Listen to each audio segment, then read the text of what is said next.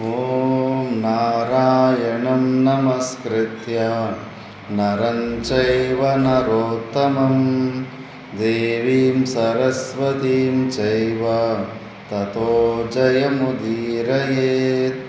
ಓಂ ಶಾಂತಿ ಶಾಂತಿ ಶಾಂತಿ. ನಾವು ಶ್ರೀ ಮಹಾಭಾರತದ ಸಭಾಪರ್ವದಲ್ಲಿ ನಾವು ವಿಚಾರ ಮಾಡ್ತಿದ್ವಿ. ಇದರಲ್ಲಿ ಧೃತರಾಷ್ಟ್ರನು ನರಿಗಳು, ಕಾಗೆಗಳು ಇವೆಲ್ಲ ಅಪಶಕನದ ಮಾತುಗಳ ಕಿಚ್ಚಿದ್ದನ್ನು ಕಂಡುಬಿಟ್ಟು ಯಾವುದೋ ದೊಡ್ಡ ಅಪಾಯನೇ ಆಗುತ್ತೆ ಅಂದ್ಬಿಟ್ಟಿದ್ದೂ ದ್ರೌಪದಿಗೆ 2 ವರಗಳು ಕೇಳ್ಕೊ ಅಂತಾನೆ.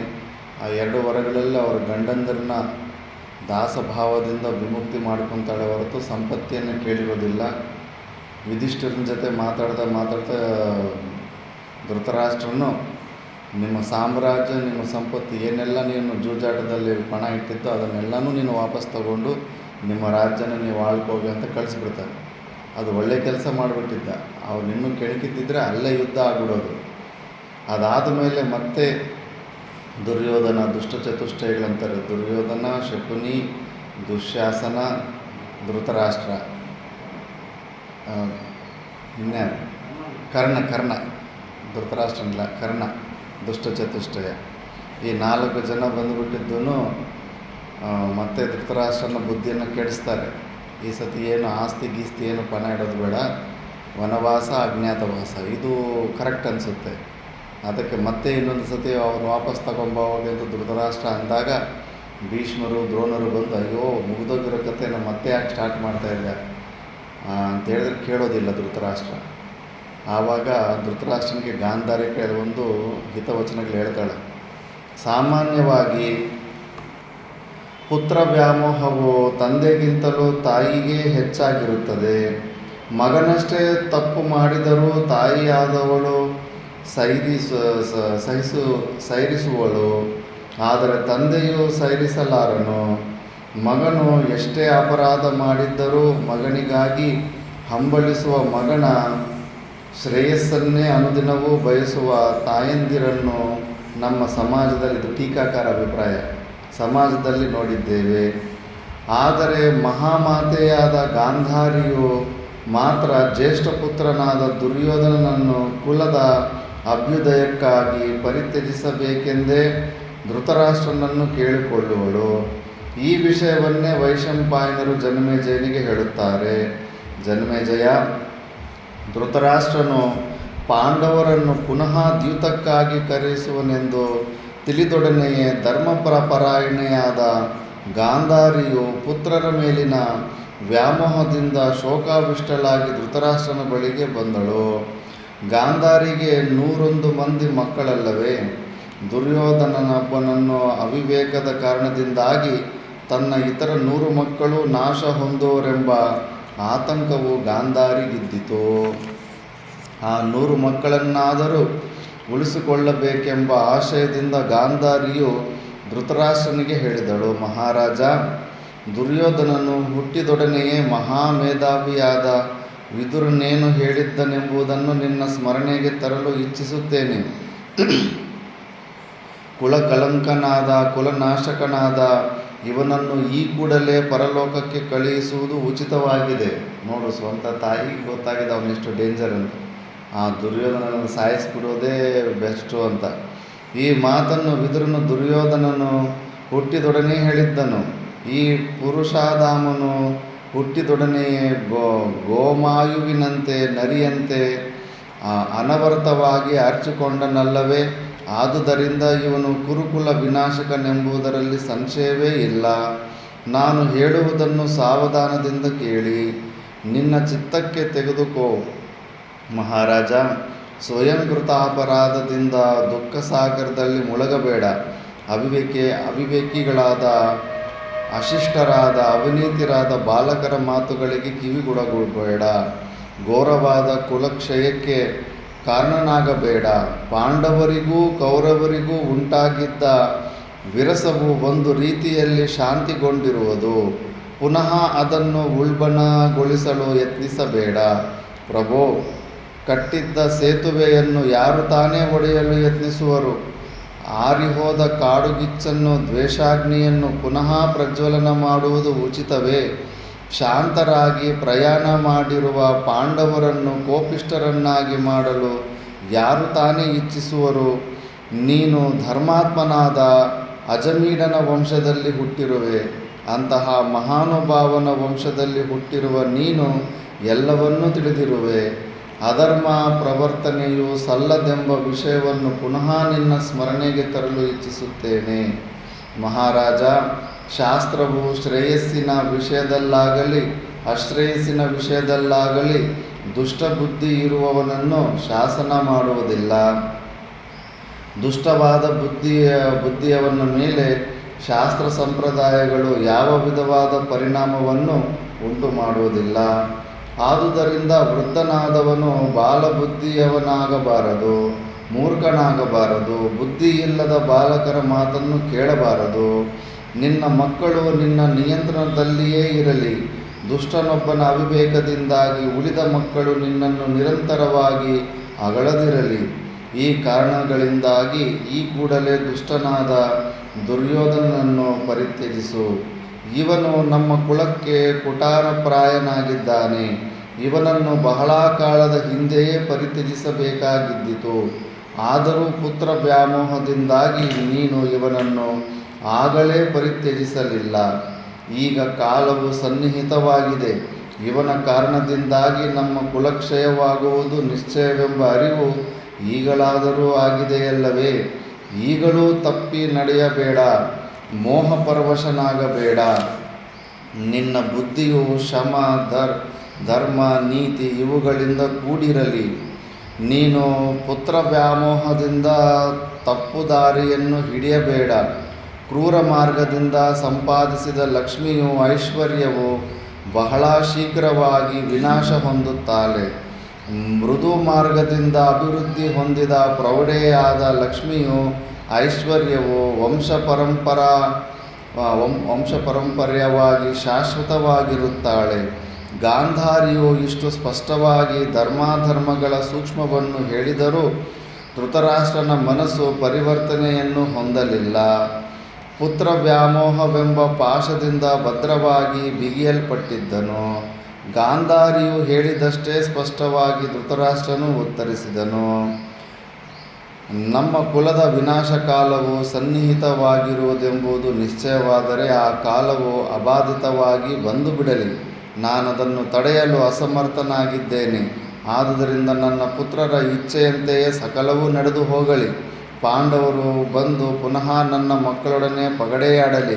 ಇದೇ ನನ್ನ ಕಡೆಯ ನಿರ್ಧಾರವಾಗಿದೆ. ಹೆಂಡತಿ ಮಾತನ್ನು ಕೂಡ ಕೇಳಲಿಲ್ಲ. ಧೃತರಾಷ್ಟ್ರನ ಆಜ್ಞಾನುಸಾರವಾಗಿ ರಾಜಸೇವಕನೊಬ್ಬನು ಯುಧಿಷ್ಠಿರನನ್ನು ಕರೆತರಲು ಇಂದ್ರಪ್ರಸ್ಥದ ಹಾದಿಯನ್ನು ಹಿಡಿದು ವೇಗವಾಗಿ ಹೊರಟನು. ಅವನು ಪಾಂಡವರನ್ನು ಸಂಧಿಸುವ ವೇಳೆಗೆ ಅವರು ಇಂದ್ರಪ್ರಸ್ಥದ ಮಾರ್ಗದಲ್ಲಿ ಬಹಳ ದೂರ ಹೋಗಿದ್ದರು. ರಾಜಸೇವಕನು ಯುಧಿಷ್ಠಿರನಿಗೆ ನಮಸ್ಕರಿಸಿ ಧೃತರಾಷ್ಟ್ರನು ಹೇಳಿ ಕಳಿಸಿದ್ದ ವಾರ್ತೆಯನ್ನು ಅರುಹಿದನು. ಯುಧಿಷ್ಠಿರ, ನಾನು ಹೇಳಲಿರುವ ಮಾತುಗಳನ್ನು ನಿನ್ನ ತಂದೆಯು ನಿನಗೆ ಹೇಳಬೇಕೆಂದು ಹೇಳಿರುವನು. ಯುಧಿಷ್ಠಿರ, ಪಾಂಡುಪುತ್ರ, ಪಗಡೆಯ ಆಟಕ್ಕಾಗಿ ಕಾಯಿಗಳನ್ನು ಹೂಡಿ ಸಭಾಮಂದಿರವು ಸಜ್ಜುಗೊಳಿಸಲ್ಪಟ್ಟಿರುವುದು. ನೀನು ಈಗಲೇ ಬಂದು ನನ್ನ ಪುತ್ರರೊಡನೆ ಪಗಡೆಯ ಆಡಬೇಕೆಂಬುದನ್ನು ನನ್ನ ಇಚ್ಛೆಯಾಗಿದೆ. ಯುಧಿಷ್ಠಿರನು ರಾಜಸೇವಕನ ಮಾತುಗಳನ್ನು ಕೇಳಿ ಒಮ್ಮೆ ದೀರ್ಘವಾಗಿ ನಿಟ್ಟುಸಿರು ಬಿಟ್ಟು ಹೇಳಿದನು. ಪ್ರಾಣಿಗಳು ಬ್ರಹ್ಮನ ನಿಯಮದಂತೆಯೇ ಶುಭ ಫಲವನ್ನಾಗಲಿ ಅಶುಭ ಫಲವನ್ನಾಗಲಿ ಅನುಭವಿಸುತ್ತವೆ. ಯಾವ ಕಾರಣದಿಂದಲೂ ಅವುಗಳನ್ನು ತಡೆಯುವ ಸಾಧ್ಯತೆ ಇಲ್ಲ. ಪ್ರಾರಬ್ಧವನ್ನು ತಡೆಯೋದು ತುಂಬ ಕಷ್ಟ. ಪುನಃ ಪಗಡೆಯಾಡಿದರೆ ಅನೇಕವಾದ ಅಶುಭ ಫಲಗಳನ್ನು ಅನುಭವಿಸಿಯೇ ತೀರಬೇಕಾಗುವುದು. ಆದರೂ ಪಗಡೆಯಾಟವು ಅನಿವಾರ್ಯ. ಮೊದಲನೆಯದಾಗಿ ಜೂಜಾಟಕ್ಕೆ ಆಹ್ವಾನಿಸಿದಾಗ ಬರುವುದಿಲ್ಲವೆಂದು ಹೇಳಲು ಸಾಧ್ಯವಿಲ್ಲ. ಎರಡನೆಯದಾಗಿ ಜೂಜಾಟಕ್ಕೆ ಬರಬೇಕೆಂದು ದೊಡ್ಡಪ್ಪನ ಆಜ್ಞೆಯೂ ಆಗಿರುವುದು. ಈ ಕಾರಣದಿಂದಾಗಿ ಮುಂದೆ ಆಡಲಿರುವ ಅನುದ್ಯೂತದಿಂದ ನನಗೆ ಅನೇಕವಾದ ಅಶುಭ ಫಲಗಳು ಸಿದ್ಧವಾಗಿದೆ ಎಂದು ತಿಳಿದಿದ್ದರೂ ಆಹ್ವಾನವನ್ನು ಅಥವಾ ಆಜ್ಞೆಯನ್ನು ತಿರಸ್ಕರಿಸಲು ಅಸಮರ್ಥನಾಗಿದ್ದೇನೆ. ಆ ಸಂದರ್ಭವನ್ನು ಹೇಳುವಾಗ ವೈಶಂಪಾಯನರು ನಿಟ್ಟುಸಿರು ಬಿಡುತ್ತಾ ಜನ್ಮೇಜಯ ರಾಜನಿಗೆ ಹೇಳುತ್ತಾರೆ, ಪಾರೀಕ್ಷಿತನೇ, ಸಜೀವವಾದ ಸ್ವರ್ಣ ಮೃಗವಿರುವುದು ಅಸಂಭವವೆಂಬುದು ಸರ್ವವಿದಿತವಾಗಿದ್ದರೂ ಸ್ವರ್ಣಮಯವಾದ ಮಾಯಾಮೃಗಕ್ಕಾಗಿ ಜಿಂಕೆಗಾಗಿ ಶ್ರೀರಾಮನು ಮೋಹಿಸಿ ಹೊರಟನು. ಪ್ರಾರಬ್ಧ ಅದು ಸೀತಾದೇವಿ ಕೂಡ ಗೊತ್ತಿರೋಲ್ಲ. ಬಂಗಾರದ ಜಿಂಕೆ ಹೆಂಗಿರೋಕ್ಕಾಗುತ್ತೆ? ಜಡರೂಪದಾದರೆ ಬಂಗಾರದ ಜಿಂಕೆ ಇರುತ್ತೆ, ನಿಜವಾದ ಬಂಗಾರ ಜಿಂಕೆ ಇರೋದಕ್ಕೆ ಸಾಧ್ಯವೇ ಇಲ್ಲ. ಆದರೂ ಕೂಡ ಭ್ರಾಂತಿ ಹುಟ್ಟಾಯಿತು, ಆ ಥರ ಏನಾದರೂ ಸಾಧ್ಯತೆ ಇದೆಯೋನಂತ. ಆ ಸಮಯದಲ್ಲಿ ಬುದ್ಧಿ ಹೆಂಗೆ ಭ್ರಾಂತಿ ನುಡಿಸ್ಬಿಡುತ್ತೆ, ಪ್ರವೃತ್ತಿ ಮಾಡಿಸ್ಬಿಡುತ್ತೆ. ಪ್ರಾಯಶಃ ಯಾರಿಗೆ ಅಶುಭ ಫಲಗಳು ಕಾದಿವೆಯೋ ಅವರ ಬುದ್ಧಿಯು ತತ್ಕಾಲದಲ್ಲಿ ಅಸ್ತವ್ಯಸ್ತವಾಗುತ್ತದೆ. ನನಗೆ ಅಪಾಯವಿದೆ ಎಂದು ತಿಳಿದಿದ್ದರೂ ಈ ಆಟವು ಕ್ಷತ್ರಿಯರ ವಿನಾಶಕ್ಕಾಗಿ ನಡೆಯಲಿದೆ ಎಂದು ಭಾಸವಾಗುತ್ತಿದ್ದರೂ ಸಹ ಧೃತರಾಷ್ಟ್ರನ ಆಜ್ಞೆಯನ್ನು ಉಲ್ಲಂಘಿಸಲು ನನಗೆ ಇಚ್ಛೆ ಇಲ್ಲ ಎಂಬುದಾಗಿ ಧರ್ಮಜನು ಹೇಳುತ್ತಾ, ಶಕುನಿಯು ಆಟದಲ್ಲಿ ಮೋಸ ಮಾಡುವನೆಂದು ಸ್ಪಷ್ಟವಾಗಿ ತಿಳಿದಿದ್ದರೂ ತನ್ನ ತಮ್ಮಂದಿರೊಡಗೂಡಿ ದ್ಯೂತಕ್ಕಾಗಿ ಹಸ್ತಿನಾಪಟ್ಟಣಕ್ಕೆ ಹಿಂದಿರುಗಿದನು. ಮಹಾರಥರಾದ ಪಾಂಡವರು ಪುನಃ ಸಭೆಯನ್ನು ಪ್ರವೇಶಿಸಿದರು. ಅವರು ದ್ಯೂತಕ್ಕಾಗಿ ಸಭೆಯನ್ನು ಪ್ರವೇಶಿಸಿದ್ದರಿಂದ ಅನೇಕ ಸುಹೃದರಿಗೆ ಬಹಳ ವ್ಯಥೆಯೇ ಆಯಿತು. ಏಕೆಂದರೆ ಸಾಮಾನ್ಯವಾಗಿ ಎಲ್ಲರೂ ಅದರ ಫಲಿತಾಂಶವನ್ನು ಪರಿಣಾಮಗಳನ್ನು ತಿಳಿದವರೇ ಆಗಿದ್ದರು. ಪಾಂಡವರು ದೈವಯೋಗದಿಂದ ಲೋಕ ವಿನಾಶಕಾರವಾದ ದ್ಯೂತಕ್ಕೆ ಸಿದ್ಧರಾಗಿ ಕುಳಿತರು. ಧರ್ಮಜನು ಆಟಕ್ಕೆ ಕುಳಿತ ನಂತರ ಪಣದ ವಿಷಯವನ್ನು ಪ್ರಸ್ತಾಪಿಸಬೇಕಲ್ಲವೇ? ಶಕುನಿಯು ನಸುನಗುತ್ತಾ ಧರ್ಮರಾಜನೊಡನೆ ಹೇಳಿದನು, ಧರ್ಮಜ, ವೃದ್ಧನಾದ ಧೃತರಾಷ್ಟ್ರರಾಜನು ನೀನು ಸೋತಿದ್ದ ಸಕಲೈಶ್ವರ್ಯಗಳನ್ನು ನಿನಗೆ ಕೊಟ್ಟು ಬಿಟ್ಟಿರುವನು. ನಿನ್ನ ಐಶ್ವರ್ಯವನ್ನು ನಿನಗೆ ಹಿಂದಿರುಗಿಸಿಕೊಟ್ಟಿರುವುದು ಸೂಕ್ತವಾಗಿಯೇ ಇದೆ. ಈಗ ನಾವು ಐಶ್ವರ್ಯವನ್ನು ಪಣವನ್ನಾಗಿಡುವ ಇಚ್ಛೆಯುಳ್ಳವರಾಗಿಲ್ಲ. ಪೂರಿತವಾದ ವಿಶೇಷಣ ಪಣವೊಂದನ್ನಿಟ್ಟು ಆಡಲು ನಿಶ್ಚಯಿಸಿರುವೆವು. ನಿಮ್ಮಿಂದ ನಾವು ಗೆಲ್ಲಲ್ಪಟ್ಟರೆ ಕೃಷ್ಣಾಜಿನವನ್ನು ಧರಿಸಿ 12 ವರ್ಷಗಳ ಕಾಲ ಅರಣ್ಯವಾಸ ಮಾಡಿ ಪುನಃ 1 ವರ್ಷ ಕಾಲ ಪಟ್ಟಣದಲ್ಲಿ ಅಜ್ಞಾತವಾಸವನ್ನು ಮಾಡುತ್ತೇವೆ. ಅಜ್ಞಾತವಾಸದಲ್ಲಿರುವಾಗ ನಿಮ್ಮಿಂದ ಕಂಡುಹಿಡಿಯಲ್ಪಟ್ಟರೆ ನಾವು ಪುನಃ 12 ವರ್ಷಗಳ ವನವಾಸವನ್ನು 1 ವರ್ಷದ ಅಜ್ಞಾತವಾಸವನ್ನು ಮಾಡುತ್ತೇವೆ. ಇದರಂತೆ ನಮ್ಮಿಂದ ನೀವು ಪರಾಜಿತರಾದರೆ ದ್ರೌಪದಿಯೊಡನೆ ನೀವೈವರು 12 ವರ್ಷಗಳ ಕಾಲ ವನವಾಸವನ್ನು ಮಾಡಿ ಬಳಿಕ 1 ವರ್ಷದ ಅಜ್ಞಾತವಾಸವನ್ನು ಪಟ್ಟಣದಲ್ಲಿ ಮಾಡಬೇಕು. ಆ ಸಮಯದಲ್ಲಿ ನೀವು ನಮ್ಮಿಂದ ಗುರುತಿಸಲ್ಪಟ್ಟರೆ ಪುನಃ 12 ವರ್ಷಗಳ ಕಾಲ ವನವಾಸವನ್ನು 1 ವರ್ಷ ಅಜ್ಞಾತವಾಸವನ್ನು ಮಾಡಬೇಕಾಗುವುದು. ಯಾರೊಬ್ಬರಿಂದಲೂ ಗುರುತಿಸಲ್ಪಡದೆ ಅಜ್ಞಾತವಾಸವನ್ನು ಕಳೆದು ಹಿಂದಿರುಗಿ ಬಂದ ನಂತರ ಅವರವರ ರಾಜ್ಯಗಳನ್ನು ವಹಿಸಿಕೊಳ್ಳಬಹುದು. ಧರ್ಮಜ, ಈ ನಿಯಮಕ್ಕೆ ಅನುಸಾರವಾಗಿ ನೀನು ನಮ್ಮೊಡನೆ ಪಗಡೆಯನ್ನು ಆಡುವವನಾಗು. 2 ನಿಮಿಷಗಳಲ್ಲಿ ಆಟದ ಫಲಿತಾಂಶವು ತಿಳಿದು ಹೋಗುವುದು. ಅದರ ಫಲವಾಗಿ ಇಬ್ಬರಲ್ಲಿ ಯಾರಾದರೂ ಒಬ್ಬರು ವನವಾಸವನ್ನು ಅನುಭವಿಸಿಯೇ ತೀರಬೇಕಾಗುವುದು. ಶಕುನಿಯ ಮೋಸದಿಂದಾಗಿ ಪಾಂಡವರೇ ಪರಾಜಿತರಾಗುವರೆಂಬುದು ನಿಶ್ಚಯ. ಈ ವಿಷಯವನ್ನು ಮನಸ್ಸಿನಲ್ಲಿ ನೆನೆದು ಸಭಾಮಂದಿರದಲ್ಲಿ ಕುಳಿತಿದ್ದ ಅನೇಕ ಸಭ್ಯರು ತಮ್ಮ ಕೈಗಳನ್ನು ಮೇಲೆತ್ತಿ ಉದ್ವಿಗ್ನರಾಗಿ ಸಂಕಟದಿಂದ ಕೂಗಿ ಹೇಳಿದರು, ಹಾ ದಿಕ್! ಮುಂದೆ ಬರಲಿರುವ ದಾರುಣವಾದ ವಿಪತ್ತನ್ನು ಈ ಬಾಂಧವರು ಇವನಿಗೆ ತಿಳಿಯ ಹೇಳುವುದಿಲ್ಲವೇ? ಭಾರತ ಶ್ರೇಷ್ಠನಾದ ಧರ್ಮರಾಜನ ಬುದ್ಧಿಗೆ ಈ ವಿಪತ್ತು ತಿಳಿದಿರುವುದೋ ಅಥವಾ ಇಲ್ಲವೋ ತಿಳಿಯದಿಲ್ಲವೋ? ಸಭ್ಯರಾಡಿದ ಮಾತುಗಳನ್ನು ಯುಧಿಷ್ಠಿರನೂ ಕೇಳಿದನು.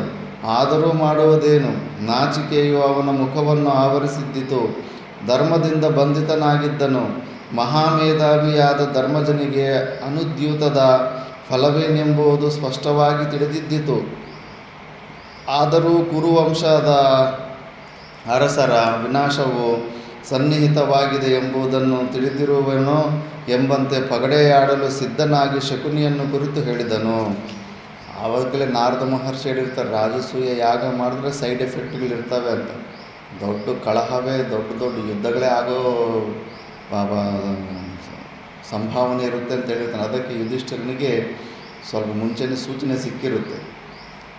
ಸೋಬಲನೇ, ಕ್ಷತ್ರಿಯನಿಗೆ ಯುಕ್ತವಾದ ಧರ್ಮವನ್ನು ವಿಪತ್ಕಾಲದಲ್ಲಿಯೂ ಬಿಡದೆ ಆಚರಿಸುವ ನನ್ನಂತಹ ಯಾವ ರಾಜನು ತಾನೇ ಜೂಜಾಟದ ಆಹ್ವಾನವನ್ನು ನಿರಾಕರಿಸುವನು? ಆದುದರಿಂದ ನಿನ್ನೊಡನೆ ಪಗಡೆಯಾಟಕ್ಕೆ ಸಿದ್ಧನಾಗಿರುವೆನು.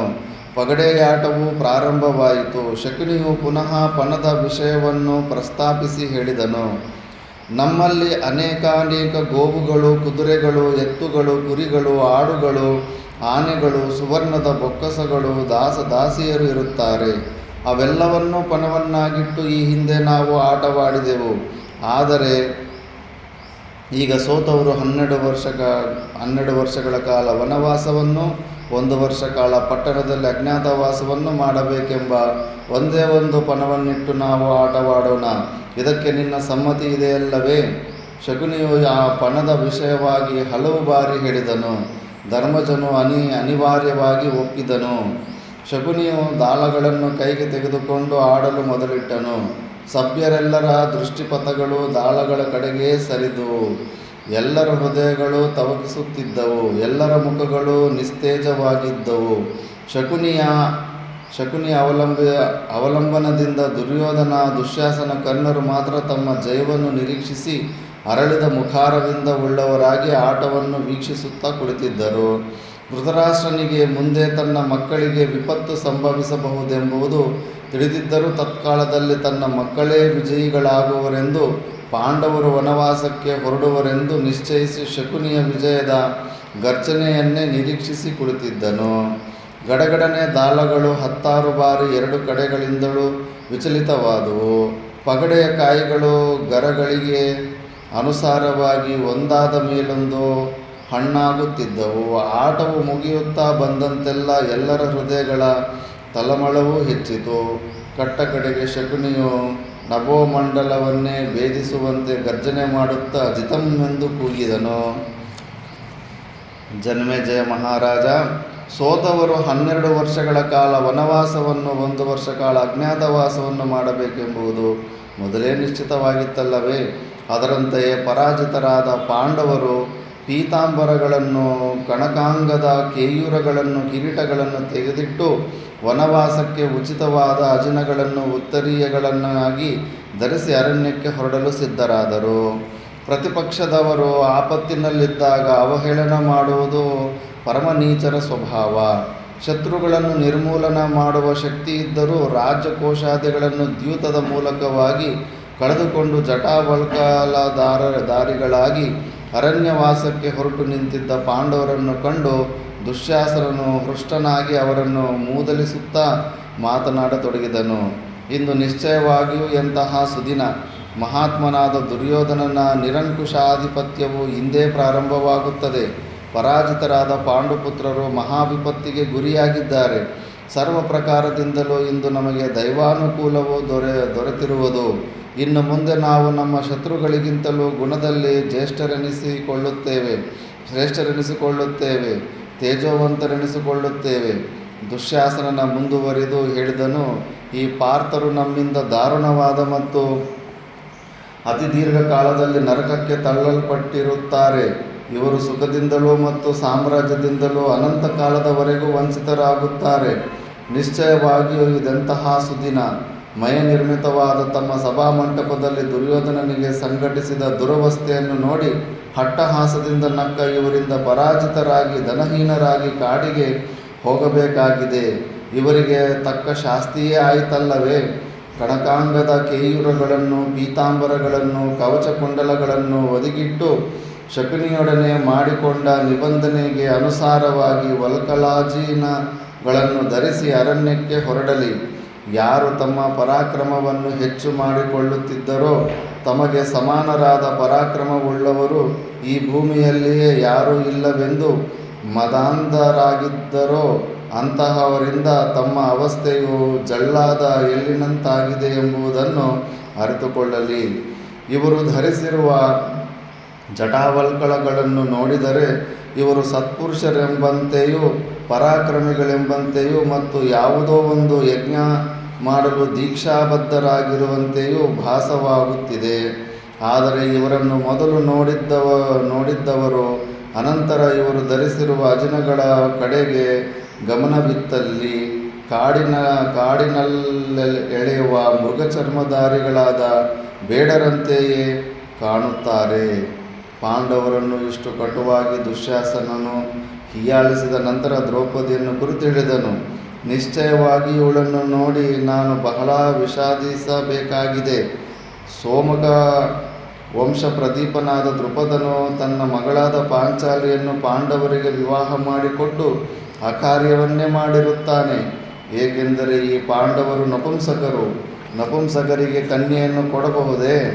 ದ್ರೌಪದಿಯ ಕಡೆ ತಿರುಗಿ, ಎಲೆ ದ್ರೌಪದಿ, ನಿರ್ಧನರಾದ ಕ್ಷೀರಕೃಷ್ಣಾರ್ಜುನಧಾರಿಗಳಾದ ರಾಜಕೋಶಗಳನ್ನು ಕಳೆದುಕೊಂಡಿರುವ ಈ ಪಾಂಡವರಿಂದ ಅರಣ್ಯವಾಸದಲ್ಲಿ ನೀನು ಯಾವ ವಿಧವಾದ ಸುಖ ಸಂತೋಷಗಳನ್ನು ಪಡೆಯುವ ಸಾಧ್ಯತೆ ಇದೆ? ಆದುದರಿಂದ ಇಲ್ಲಿರುವ ಯಾರೊಬ್ಬನನ್ನಾದರೂ ಪತಿಯನ್ನಾಗಿ ವರಿಸಿ ಸುಖಿಯಾಗಿರು. ಇಲ್ಲಿರುವ ಕುರು ಪ್ರಮುಖರನ್ನು ಸಾಮಾನ್ಯರೆಂದು ಭಾವಿಸಬೇಡ. ಇವರೆಲ್ಲರೂ ಸಹನೆಯುಳ್ಳವರಾಗಿಯೂ ಜಿತೇಂದ್ರಿಯರಾಗಿಯೂ ಸಕಲೈಶ್ವರ್ಯ ಸಂಪನ್ನರಾಗಿಯೂ ಇರುತ್ತಾರೆ. ಇವರಲ್ಲಿ ಯಾರನ್ನಾದರೂ ವಿವಾಹದಲ್ಲಿ ನೀನು ಪಾಂಡವರ ಜೊತೆಯಲ್ಲಿದ್ದು ಅನಂತ ಕಾಲದವರೆಗೂ ಅನುಭವಿಸಬೇಕಾಗಿರುವ ದಾರುಣ ವಿಪತ್ತಿನಿಂದ ಪಾರಾಗಬಹುದಲ್ಲವೇ? ಈಗ ಪಾಂಡುವಿನ ಮಕ್ಕಳ ಸ್ಥಿತಿಯು ಹೇಗಿರುವುದೆಂದು ತಿಳಿದಿರುವುದೇ? ಪಾಂಚಾಲಿ ಇವರೀಗ ಜಲ್ಲಾದ ಎಳ್ಳಿನಂತಿದ್ದಾರೆ. ಮನುಷ್ಯಾಕಾರವಾಗಿ ಚರ್ಮವನ್ನು ಹೊದಿಸಿ ಪ್ರದರ್ಶನದಲ್ಲಿಡುವ ಬೊಂಬೆಗಳಂತಿದ್ದಾರೆ, ಅಥವಾ ಅಕ್ಕಿಯಿಂದ ಬೇರ್ಪಟ್ಟ ಭತ್ತದ ಹೊತ್ತಿನಂತಿದ್ದಾರೆ. ಈ ರೀತಿಯಲ್ಲಿ ಪತಿತರಾಗಿರುವ ಪಾಂಡವರ ಸೇವೆಯನ್ನು ಇನ್ನು ಮುಂದೆಯೂ ಮಾಡುವೆ ಏಕೆ? ನಿರ್ಭಾಗ್ಯರಾದ ಈ ಪಾಂಡವರ ಸೇವೆ ಮಾಡುವುದು ಮತ್ತು ಎಣ್ಣೆಯನ್ನು ತೆಗೆದು ಎಲ್ಲಿನ ಹಿಂಡಿಯನ್ನೇ ಪುನಃ ಶ್ರಮಪಟ್ಟು ಅರೆಯುವುದು ಎರಡೂ ಒಂದೇ ಫಲವನ್ನು ಕೊಡುವುದಾಗಿದೆ.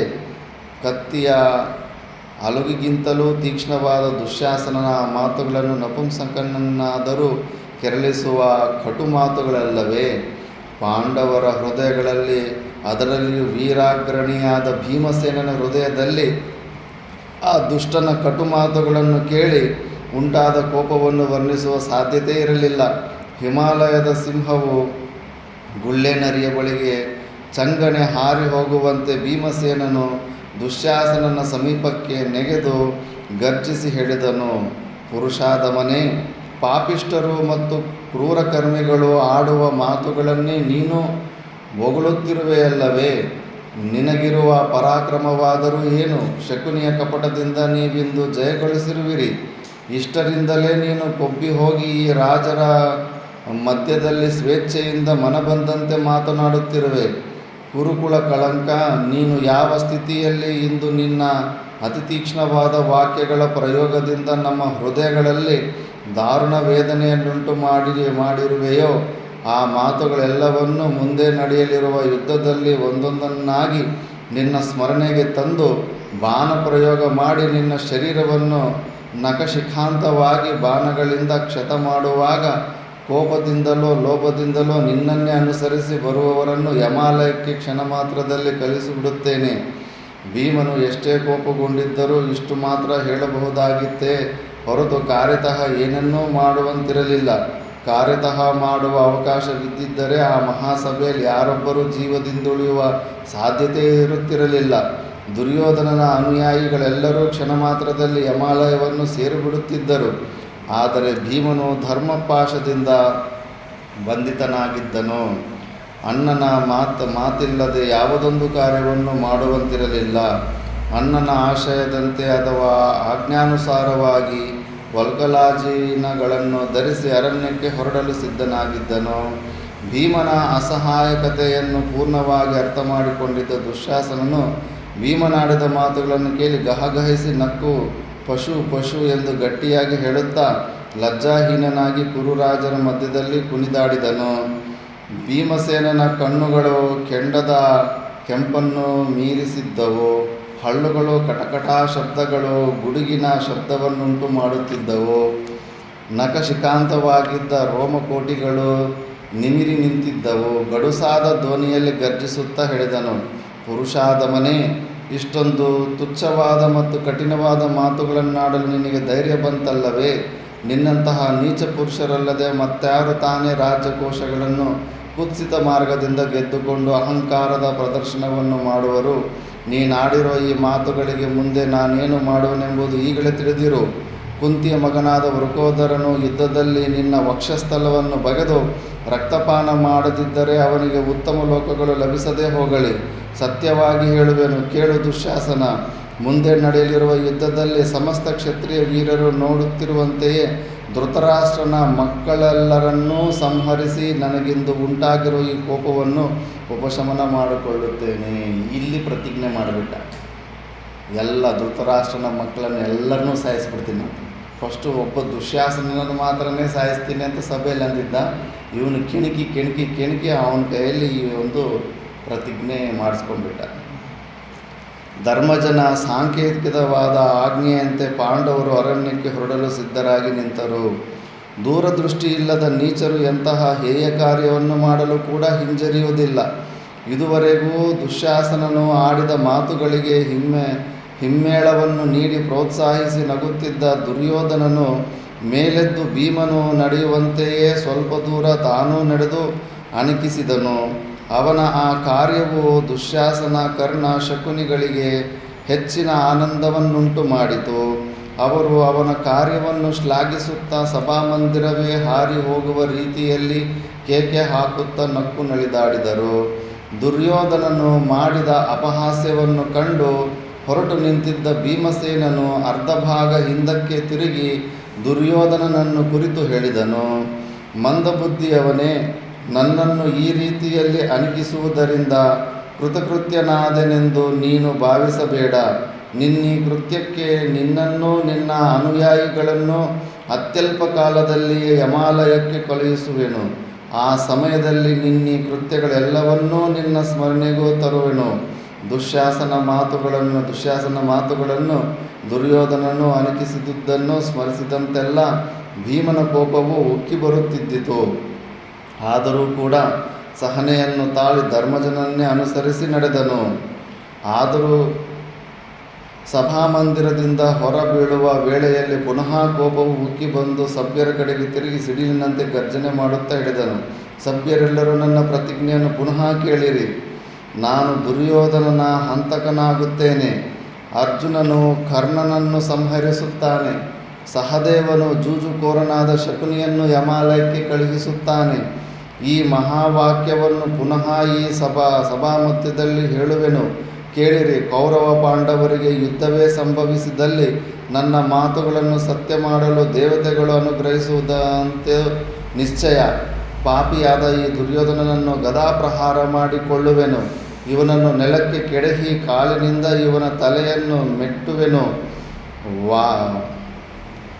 ವಾಕ್ಯೂರನಾದ ದುರಾತ್ಮನಾದ ಈ ದುಶ್ಯಾಸನನನ್ನು ನೆಲಕ್ಕೆ ಕೆಡಹಿ ಎದೆಯನ್ನು ಸೀಳಿ ಸಿಂಹವು ಮೃಗಗಳ ರಕ್ತವನ್ನು ಹೀರುವಂತೆ ಇವನ ರಕ್ತವನ್ನು ಹೀರುವೆನು. ಅಣ್ಣನ ಪ್ರತಿಜ್ಞೆಯನ್ನು ಪುಷ್ಟೀಕರಿಸುತ್ತಾ ಅರ್ಜುನನು ಹೇಳಿದನು, ಭೀಮಸೇನ, ಸತ್ಪುರುಷರ ಸಂಕಲ್ಪಗಳು ಬರೀ ಸಂಕಲ್ಪಗಳಾಗಿಯೇ ಉಳಿಯಲಾರವು. ಇಂದಿನಿಂದ 13 ವರ್ಷಗಳು ಕಳೆದೊಡನೆ ಏನಾಗುವುದೆಂಬುದನ್ನು ಇವರೇ ಕಾಣುವರು. ಆಗುವುದೇನು ಅರ್ಜುನ? ಭೂಮಾತೆಯು ದುರ್ಯೋಧನ, ದುಶ್ಯಾಸನ, ಕರ್ಣ, ಶಕುನಿಗಳ ರಕ್ತವನ್ನು ಪಾನ ಮಾಡುವಳು.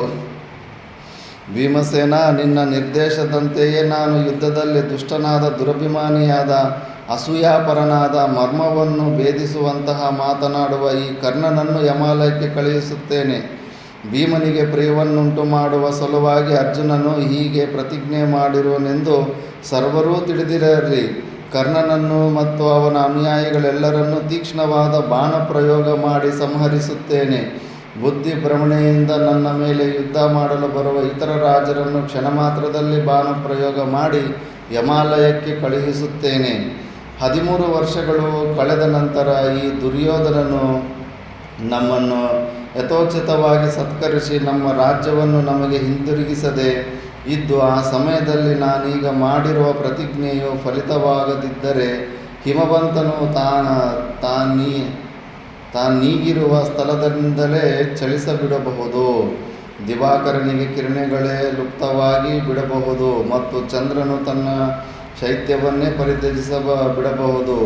ಇವು ಹೇಗೆ ಅಸಂಭವವೋ ಹಾಗೆಯೇ ನನ್ನ ಪ್ರತಿಜ್ಞೆಯು ಅಸತ್ಯವಾಗಲಾರದು. ಅರ್ಜುನನು ಹೀಗೆ ಹೇಳಿದ ನಂತರ ಮಹಾಪರಾಕ್ರಮಿಯಾದ ಸಹದೇವನು ತನ್ನ ದೀರ್ಘವಾದ ಬಾಹುವನ್ನು ಮೇಲೆತ್ತಿ ಹಾವಿನಂತೆ ದೀರ್ಘ ಶ್ವಾಸಗಳನ್ನು ಬಿಡುತ್ತಾ ಕೆಂಗಣ್ಣಿನಿಂದ ಕೂಡಿದವನಾಗಿ ಶಕುನಿಯನ್ನು ಕುರಿತು ಹೇಳಿದನು, ಗಾಂಧಾರ ಕುಲಕಳಂಕನೇ ಅಕ್ಷವಿದ್ಯೆಯನ್ನು ಕಲಿತು ಮದಾಂಧನಾಗಿರುವೆಯಲ್ಲವೇ? ಯಾವುದನ್ನು ದಾಳಗಳೆಂದು ತಿಳಿದಿರುವೆಯೋ ಅವು ಖಂಡಿತವಾಗಿಯೂ ದಾಳಗಳಲ್ಲ. ಮುಂಬರುವ ಯುದ್ಧದಲ್ಲಿ ನಿನ್ನ ನಾಶಕ್ಕಾಗಿ ನೀನೇ ಆರಿಸಿಕೊಂಡಿರುವ ತೀಕ್ಷ್ಣವಾದ ಬಾಣಗಳೆಂದು ತಿಳಿ. ನಮ್ಮಣ್ಣನಾದ ಭೀಮನು ಹೇಳಿದಂತೆಯೇ ನಾನು ನಿನ್ನ ಅನುಯಾಯಿಗಳನ್ನು ಸಂಹರಿಸುವೆನು. ಆದುದರಿಂದ ನೀನು ಮಾಡಬೇಕಾಗಿರುವ ಕಾರ್ಯವೇನಾದರೂ ಇದ್ದರೆ ಅದನ್ನು ಈ 13 ವರ್ಷಗಳ ಅವಧಿಯಲ್ಲೇ ಮುಗಿಸಿಬಿಡು. ನೀನು ಹೇಡಿತನದಿಂದ ಯುದ್ಧವನ್ನು ಬಿಟ್ಟು ಓಡಿ ಹೋಗದೆ ಕ್ಷತ್ರಿಯರಿಗೆ ಉಚಿತವೆನಿಸುವ ರೀತಿಯಲ್ಲಿ ನನ್ನೆದುರಾಗಿ ನಿಂತು ಯುದ್ಧ ಮಾಡಿದ್ದೇ ಆದರೆ ಸತ್ಯವಾಗಿಯೂ ನಿನ್ನ ಅನುಬಂಧಿಗಳನ್ನು ಯಮಾಲಯಕ್ಕೆ ಕಳುಹಿಸುತ್ತೇನೆ. ಸಹದೇವನು ಪ್ರತಿಜ್ಞೆ ಮಾಡಿದ ನಂತರ ಮನುಷ್ಯರಲ್ಲಿ ಮೋಹನ ರೂಪಿಯಾಗಿದ್ದ ನಕುಲನು ಗಟ್ಟಿಯಾಗಿ ಹಿಡಿದನು.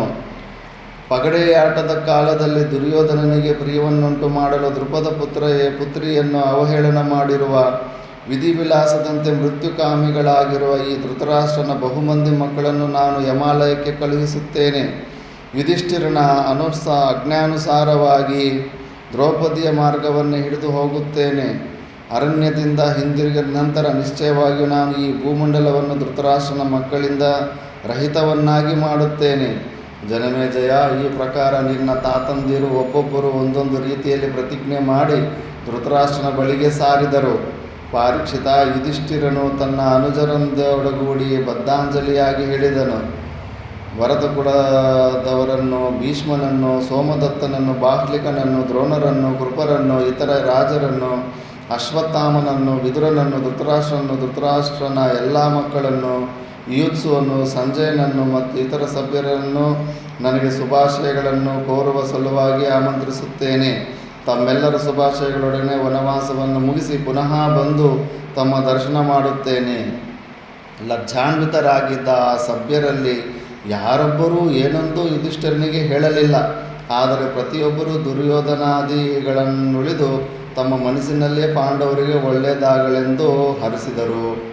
ಪಾಂಡವರ ಹಿತಚಿಂತನೆಯಲ್ಲಿಯೇ ವಿಶೇಷವಾದ ಆಸಕ್ತಿ ವಹಿಸಿದ್ದ ವಿದುರನೊಬ್ಬನು ಮೇಲೆದ್ದು ಹೇಳಿದನು. ಧರ್ಮಜ, ಕುಂತಿಯು ಜನ್ಮತಃ ರಾಜಪುತ್ರಿಯು. ಇವಳು ಕಾಡಿಗೆ ನಿಮ್ಮೊಡನೆ ಬರುವುದು ಉಚಿತವೆನಿಸಲಾರದು. ಇವಳು ಸುಕುಮಾರಿಯೂ ಮೇಲಾಗಿ ವೃದ್ಧೆಯಾಗಿರುವಳು. ಇದುವರೆಗೂ ಕಷ್ಟವೆಂದರೇನೆಂಬುದನ್ನು ಅರಿಯದವಳು. ಆದುದರಿಂದ ನಿಮ್ಮ ತಾಯಿಯಾದ ಕುಂತಿಯು ಮಾತ್ರ ನನ್ನಿಂದ ಪುರಸ್ಕೃತಳಾಗಿ ನನ್ನ ಮನೆಯಲ್ಲಿಯೇ ಇರಲಿ. ನಿಮಗೆ ಪ್ರಯಾಣ ಕಾಲದಲ್ಲಾಗಲಿ ವನವಾಸದಲ್ಲಿಯೇ ಆಗಲಿ ಯಾವ ವಿಧವಾದ ತೊಂದರೆಯೂ ಆಗದಿರಲಿ. ಧರ್ಮಜನು ಹೇಳುತ್ತಾನೆ, ಮಹಾನುಭಾವನೇ, ನೀನು ಹೇಳಿದಂತೆಯೇ ಆಗಲಿ. ನೀನು ನಮ್ಮ ಚಿಕ್ಕಪ್ಪನಾಗಿರುವೆ. ಆದುದರಿಂದ ನಮಗೆ ತಂದೆಯ ಸಮಾನನು.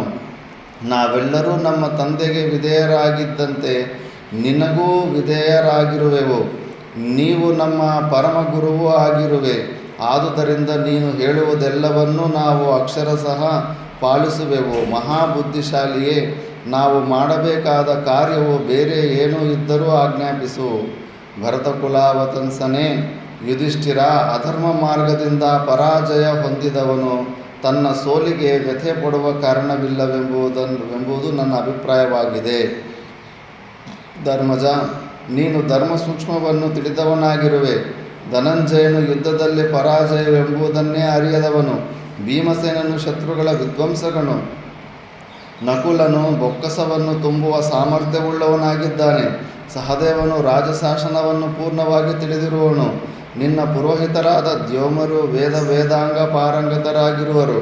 ದ್ರೌಪದಿಯು ಧರ್ಮಾರ್ಥ ಕುಶಲೋ ಧರ್ಮಚಾರಿಣಿಯೂ ಆಗಿರುವಳು. ನೀವೆಲ್ಲರೂ ಪರಸ್ಪರ ಪ್ರೀತಿಯಿಂದಿರುತ್ತೀರಿ. ಒಬ್ಬರು ಮುಖಾರವಿಂದವನ್ನು ಮತ್ತೊಬ್ಬರು ಕಂಡರೆ ಆನಂದ ಪಡುತ್ತೀರಿ. ಶತ್ರುಗಳು ನಿಮ್ಮನ್ನು ಬೇರ್ಪಡಿಸುವ ಸಾಧ್ಯತೆ ಇಲ್ಲ. ನೀವು ದುರಾಸೆಯವರಲ್ಲ, ನಿತ್ಯ ಸಂತುಷ್ಟರಾಗಿರುವಿರಿ. ಹೀಗಿರುವ ನಿಮ್ಮನ್ನು ಕಂಡರೆ ಯಾರು ತಾನೇ ನಿಮ್ಮಂತಾಗಲು ಆಸೆ ಪಡರು? ನಿಮ್ಮಂತೆಯೇ ಆಗಬೇಕೆಂದು ಆಶಿಸದಿರುವರು ಯಾರು? ನಿನ್ನ ಮನೋಧೈರ್ಯವು ಸಕಲ ಕಲ್ಯಾಣಗಳಿಗೂ ಸಾಧಕವಾಗುತ್ತದೆ. ಈ ನಿನ್ನ ಮನೋದಾರ್ಢ್ಯವನ್ನು ಸಹಿಸಿಕೊಳ್ಳಲು, ಎದುರಿಸಿ ಗೆಲ್ಲಲು ಇಂದ್ರನಿಗೆ ಸಮಾನನಾದ ಶತ್ರುವಿಗೂ ಸಾಧ್ಯವಿಲ್ಲ. ನಿನಗೆ ಈ ಹಿಂದೆ ಮಹನೀಯರಿಂದಾದ ಉಪದೇಶಗಳನ್ನು ಜ್ಞಾಪಿಸುವನು, ಕೇಳು. ಹಿಮಪರ್ವತದಲ್ಲಿ ಮೇರು ಸಾವರ್ಣಿಯಿಂದ ಉಪದಿಷ್ಟನಾದೆ ಉಪನಿಷ್ಠನಾದೆ ಉಪ ಉಪದಿಷ್ಟನಾದೆ. ವಾರಣಾವತದಲ್ಲಿದ್ದಾಗ ಕೃಷ್ಣ ದ್ವೈಪಾಯನರೇ ಬಂದು ಧರ್ಮೋಪದೇಶವನ್ನು ಮಾಡಿದರು. ಭೃಗುತುಂಗದಲ್ಲಿ ಭಾರ್ಗವರಾಮನು ಉಪದೇಶಿಸಿದನು. ದುಷ್ಟ ದ್ವತಿಯಲ್ಲಿ ಶಂಭುವಿನ ಅನುಗ್ರಹವನ್ನು ಪಡೆದಿರುವೆ. ಅಂಜನ ಪರ್ವತದಲ್ಲಿ ಅಸಿತ ಮಹರ್ಷಿಗಳಿಂದ ಉಪದೇಶವನ್ನು ಪಡೆದಿರುವೆ. ಕಲ್ಮಾಶ ತೀರವಾಸಿಗಳಾಗಿದ್ದ ಭೃಗು ಮುನಿಗಳ ಶಿಷ್ಯತ್ವವನ್ನು ಸ್ವೀಕರಿಸಿ ಅನೇಕ ವಿಷಯಗಳನ್ನು ಗ್ರಹಿಸಿರುವೆ. ನಿನಗೆ ನಾರದರು ಮತ್ತು ಮಹಾನುಭಾವರಾದ ದ್ಯೋಮರು ಮಾರ್ಗದರ್ಶಕರಾಗಿರುವರು. ಪರಲೋಕ ಸಾಧಕಗಳಾದ ಮಹರ್ಷಿಗಳ ಉಪದೇಶಗಳನ್ನು ಎಂದಿಗೂ ಮರೆಯಬೇಡ. ನೀನು ಬುದ್ಧಿಯಲ್ಲಿ ಇಲಾಪುತ್ರನಾದ ಪುರೂರವನನ್ನು ಮೀರಿಸಿರುವೆ. ಪರಾಕ್ರಮದಲ್ಲಿ ಎಲ್ಲ ರಾಜರನ್ನು ಮೀರಿಸಿರುವೆ. ಧರ್ಮದ ಸೇವೆಯಲ್ಲಿ ಋಷಿಗಳು ನಿನಗೆ ಸಮಾನರೆನಿಸಲಾರರು.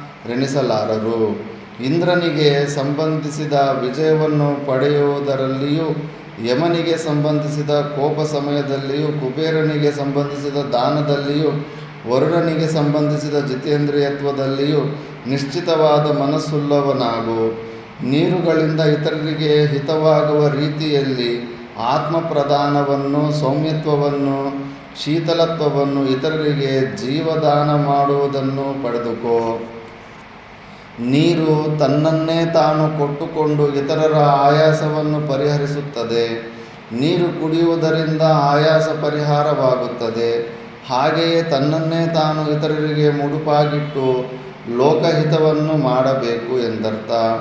ಭೂಮಿಯಿಂದ ಕ್ಷಮಾಗುಣವನ್ನು, ಸೂರ್ಯಮಂಡಲದಿಂದ ಸಮಗ್ರವಾದ ತೇಜಸ್ಸನ್ನು, ವಾಯುವಿನಿಂದ ಬಲವನ್ನು, ಪಂಚಭೂತಗಳಿಂದ ಆತ್ಮಸಂಪತ್ತನ್ನು ಪಡೆದುಕೋ. ನೀವು ನಿಮ್ಮ ಅರಣ್ಯವಾಸದಲ್ಲಿ ನೀರೋಗ ದೃಢಕಾಯರಾಗಿರಿ. ನಿಮಗೆ ಮಂಗಳವಾಗಲಿ. ಅರಣ್ಯವಾಸವನ್ನು ಯಶಸ್ವಿಯಾಗಿ ಮುಗಿಸಿ ಬರುವ ನಿಮ್ಮನ್ನು ಮತ್ತು ನೋಡುವೆನು. ಯುಧಿಷ್ಠಿರ, ಆಪತ್ಕಾಲದಲ್ಲಿ ಆಗಲಿ ಕಷ್ಟಕಾಲದಲ್ಲೇ ಆಗಲಿ ಧರ್ಮದಿಂದಲೂ ವಿವೇಚನೆಯಿಂದಲೂ ವರ್ತಿಸು. ನಿನಗೆ ಶ್ರೇಯಪ್ರೇಯಗಳು ಲಭಿಸುವವು. ನೀವು ಹಿಂದೆ ಕಿಂಚಿತ್ತಾದರೂ ಪಾಪ ಕಾರ್ಯವನ್ನು ಮಾಡಿರುವಿರೆಂದು ಯಾರೂ ಇದುವರೆಗೂ ತಿಳಿದಿಲ್ಲ. ಆದುದರಿಂದ ನೀವು ಖಂಡಿತವಾಗಿಯೂ ಯಾವ ವಿಧವಾದ ಉಪದ್ರವಗಳು ಇಲ್ಲದೆ ಕ್ಷೇಮದಿಂದ ಅರಣ್ಯವಾಸವನ್ನು ಮುಗಿಸಿ ಹಿಂದಿರುಗಿ ಬಂದ ನಂತರ ಕೃತಾರ್ಥರಾದ ನಿಮ್ಮನ್ನು ನೋಡುವೆವು. ಸತ್ಯವಿಕ್ರಮನಾದ ಧರ್ಮಜನು ಹಾಗೆಯೇ ಆಗಲೆಂದು ಹೇಳಿ ಭೀಷ್ಮ ದ್ರೋಣರಿಗೆ ನಮಸ್ಕರಿಸಿ ಅರಣ್ಯಕ್ಕೆ ಹೊರಡಲು ಸಿದ್ಧನಾದನು.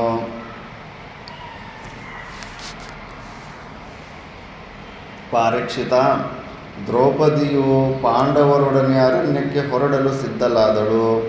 ಹೊರಡುವ ಮೊದಲು ಅತ್ತೆಯಾದ ಕುಂತಿಯ ಅನುಮತಿಯನ್ನು ಕೇಳುವ ಸಲುವಾಗಿ ಅಂತಃಪುರಕ್ಕೆ ಪ್ರವೇಶಿಸಿದಳು. ಅವಳು ಅರಣ್ಯವಾಸಕ್ಕೆ ಹೊರಡುವಳೆಂಬುದನ್ನು ಕೇಳಿ ದುಃಖಿತರಾಗಿದ್ದ ರಾಣಿವಾಸದ ಎಲ್ಲ ಸ್ತ್ರೀಯರಿಗೂ ತಾನು ಅರಣ್ಯಕ್ಕೆ ಹೋಗಿ ಬರುವ ವಿಷಯವನ್ನು ತಿಳಿಸಿದಳು. ಹಿರಿಯರಿಗೆ ವಂದಿಸಿದಳು. ಸಮಾನರನ್ನು ತಬ್ಬಿಕೊಂಡಳು. ಕೆಲವು ಸ್ತ್ರೀಯರು ದ್ರೌಪದಿಯನ್ನು ಬಾಚಿ ತಬ್ಬಿ ಕಣ್ಣೀರಿಟ್ಟರು. ವೃದ್ಧ ನಾರಿಯರ ಕಾಲುಗಳನ್ನು ದ್ರೌಪದಿಯ ಕಣ್ಣೀರಿನಿಂದ ತೋಯಿಸಿದಳು. ಅದಕ್ಕೆ ಪ್ರತಿಯಾಗಿ ಅವರೆಲ್ಲರೂ ದ್ರೌಪದಿಯ ಮಸ್ತಕವನ್ನು ಧಾರಾವಾಹಿಯಾದ ಕಬಣಿಯಿಂದ ಅಭಿಷೇಚಿಸಿದರು. ಅಂತಃಪುರದ ಪ್ರತಿಯೊಂದು ದಿಕ್ಕಿನಲ್ಲಿಯೂ ಬಿಕ್ಕಿ ಬಿಕ್ಕಿ ಅಳುವ ಶಬ್ದವೇ ಕೇಳಿಸುತ್ತಿದ್ದಿತು. ಕುಂತಿಗಂತೂ ಬಾಯಿಂದ ಮಾತೇ ಹೊರಡದಂತಾಯಿತು. ತನ್ನೆರಡು ಕಾಲುಗಳನ್ನು ಕಣ್ಣೀರಿನಿಂದ ತೊಳೆಯುತ್ತಿದ್ದ ದ್ರೌಪದಿಯನ್ನು ಮೇಲೆತ್ತಿ ಸಮಾಧಾನಪಡಿಸುತ್ತಾ ಹೇಳಿದಳು, ಮಗಳೇ, ಈ ಮಹಾವಿಪತ್ತು ಒದಗಿರುವುದಕ್ಕಾಗಿ ಶೋಕಿಸಬೇಡ. ನೀನು ಸ್ತ್ರೀ ಧರ್ಮವೇನೆಂಬುದನ್ನು ಪೂರ್ಣವಾಗಿ ತಿಳಿದಿರುವೆ ಮತ್ತು ಅದರಂತೆಯೇ ಆಚರಿಸುತ್ತಲೂ ಇರುವೆ. ಸುಶೀಲೆಯೂ ಸುಚರಿತೆಯೂ ಆಗಿರುವೆ. ಆದುದರಿಂದ ನಾನು ನಿನಗೆ ಸ್ತ್ರೀ ಧರ್ಮವನ್ನಾಗಲಿ ಅಥವಾ ನೀನು ನಿನ್ನ ಗಂಡಂದಿರ ವಿಷಯದಲ್ಲಿ ಹೇಗಿರಬೇಕೆಂಬ ವಿಷಯವನ್ನಾಗಲಿ ಹೇಳುವುದು ಉಚಿತವೆನಿಸುವುದು. ನೀನು ಸಾಧ್ವಿ, ಗುಣಸಂಪನ್ನೆ. ನಿನ್ನೀ ಗುಣಗಳಿಂದ ನೀನು ಹುಟ್ಟಿದ ವಂಶಕ್ಕೂ ಮತ್ತು ಸೇರಿದ ವಂಶಕ್ಕೂ ಅಪಾರವಾದ ಕೀರ್ತಿಯನ್ನು ತಂದಿರುವೆ. ಒಂದು ವಿಧವಾಗಿ ಯೋಚಿಸಿದರೆ ನಿನ್ನನ್ನು ಈ ದುರ್ಗತಿಗೆ ತಂದ ಕೌರವರು ಅದೃಷ್ಟಶಾಲಿಗಳೆಂದೇ ಹೇಳಬೇಕಾಗಿದೆ. ಏಕೆಂದರೆ ನಿನ್ನಂತಹ ಸಾತ್ವಿಯ ಕೋಪಾಗ್ನಿಗೆ ಅವರು ಆಹುತಿಯಾಗಲಿಲ್ಲ. ನನ್ನ ಪ್ರಾರ್ಥನಾ ಫಲದಿಂದಾಗಿ ನಿನ್ನ ದಾರಿಯು ಸುಗಮವಾಗಲಿ. ವಿಧಿಯ ನಿಯಮದಂತೆ ನಡೆಯುವ ಕಾರ್ಯಗಳ ವಿಷಯವಾಗಿ ಸತ್ಕುಲ ಪ್ರಸೂತೆಯರಾದ ಸ್ತ್ರೀಯರು ಎಂದಿಗೂ ಶೋಕಿಸುವುದಿಲ್ಲ. ನೀನು ಅನುಸರಿಸಿರುವ ಶ್ರೇಷ್ಠವಾದ ಧರ್ಮಾಚರಣೆಯೇ ನಿನ್ನನ್ನು ರಕ್ಷಿಸುತ್ತದೆ.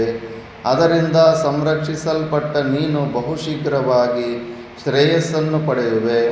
ಸ್ತ್ರೀಧರ್ಮದ ವಿಷಯವಾಗಿ ನಿನಗೆ ಹೇಳುವ ಅವಶ್ಯಕತೆ ಇಲ್ಲದಿದ್ದರೂ ಒಂದು ವಿಷಯವನ್ನು ಮಾತ್ರ ನಾನು ನನ್ನ ಚಾಪಲ್ಯದ ಕಾರಣದಿಂದ ತಿಳಿಯ ಹೇಳುವೆನು.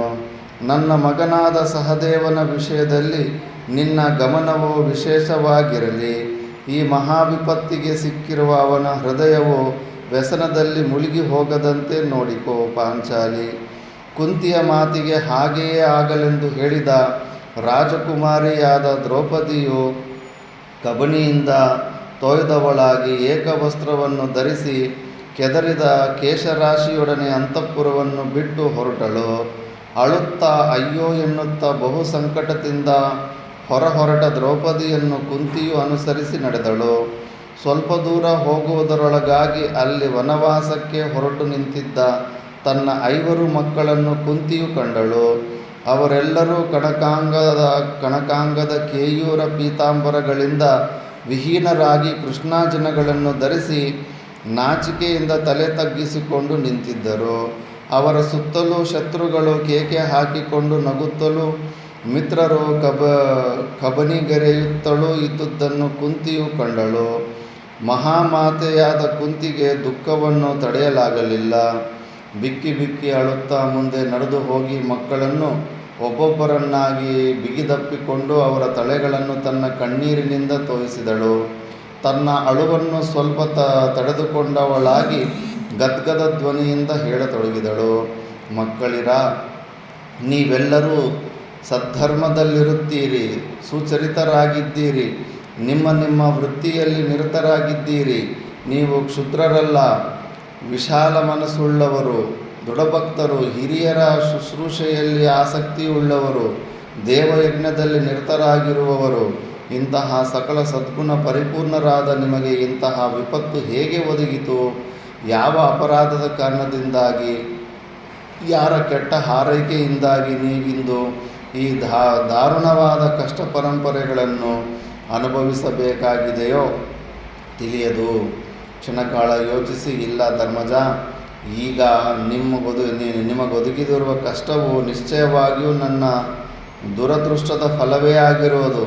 ನೀವು ಧರ್ಮ ಸಂಪನ್ನರು, ಸದ್ಗುಣ ಸಂಪನ್ನರು, ಸತ್ಯಸಂಧರು, ಸುಶೀಲರು, ಅಮಿತ ಪರಾಕ್ರಮವುಳ್ಳವರು, ವೀರ್ಯಸತ್ವ ಬಲೋತ್ಸಾಹಗಳಿಂದ ಕೂಡಿರುವವರು, ಯಾವುದರಲ್ಲಿಯೂ ನ್ಯೂನ್ಯತೆ ಇಲ್ಲದವರಾಗಿದ್ದೀರಿ. ನಿಮಗೆ ಇಂತಹ ವಿಪತ್ತು ಒದಗಿರುವುದು ನನ್ನ ದುರ್ವಿಧಿಯಿಂದಲ್ಲದೆ ಬೇರ್ಯಾವ ಕಾರಣದಿಂದಲೂ ಅಲ್ಲ. ಸಕಲ ಐಶ್ವರ್ಯಗಳನ್ನು ಸುಖೋಪಭೋಗಗಳನ್ನು ಪರಿತ್ಯಜಿಸಿದವರಾಗಿ ನೀವು ದುರ್ಗಮವಾದ ಕಾನನದಲ್ಲಿ ನಿರ್ಗತಿಕರಾಗಿ ದಿನಗಳನ್ನು ಹೇಗೆ ಕಳೆಯುವಿರಿ?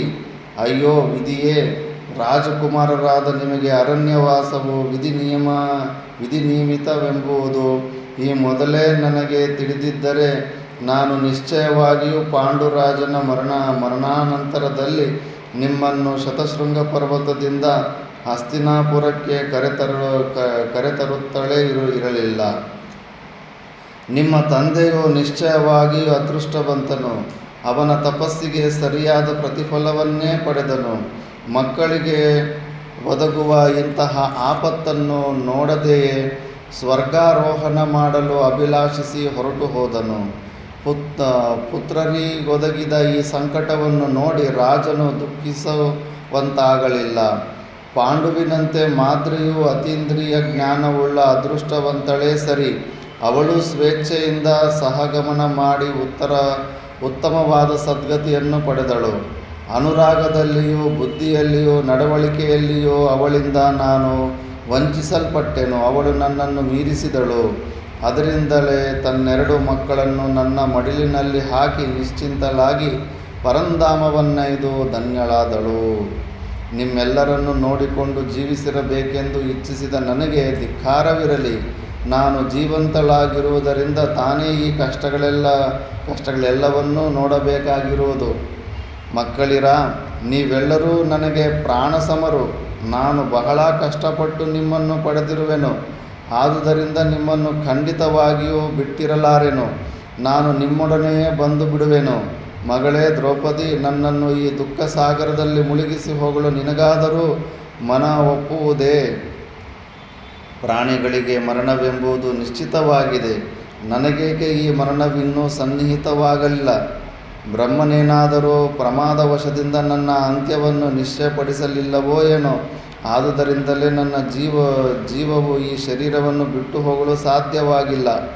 ಕುಂತಿಯ ಕಣ್ಣುಗಳಿಂದ ಕಂಬನಿಯು ಧಾರಾಕಾರವಾಗಿ ಪ್ರವಹಿಸುತ್ತಿದ್ದಿತು. ಬಾರಿ ಬಾರಿಯೂ ಕಣ್ಣೀರೊರೆಸಿಕೊಂಡು ಅವಳು ವಿಲಾಪ ಮಾಡುತ್ತಿದ್ದಳು. ಮಹಾಮಹಿಮನಾದ ಶ್ರೀಕೃಷ್ಣನನ್ನು ಸ್ಮರಿಸಿ ಹೇಳಿದಳು, ಕೃಷ್ಣ, ದ್ವಾರಕಾನಾಥ, ಸಂಕರ್ಷಣಾನುಜ, ನೀನು ಎಲ್ಲಿರುವೆ? ಭಕ್ತ ಪರಾಧೀನನೇ.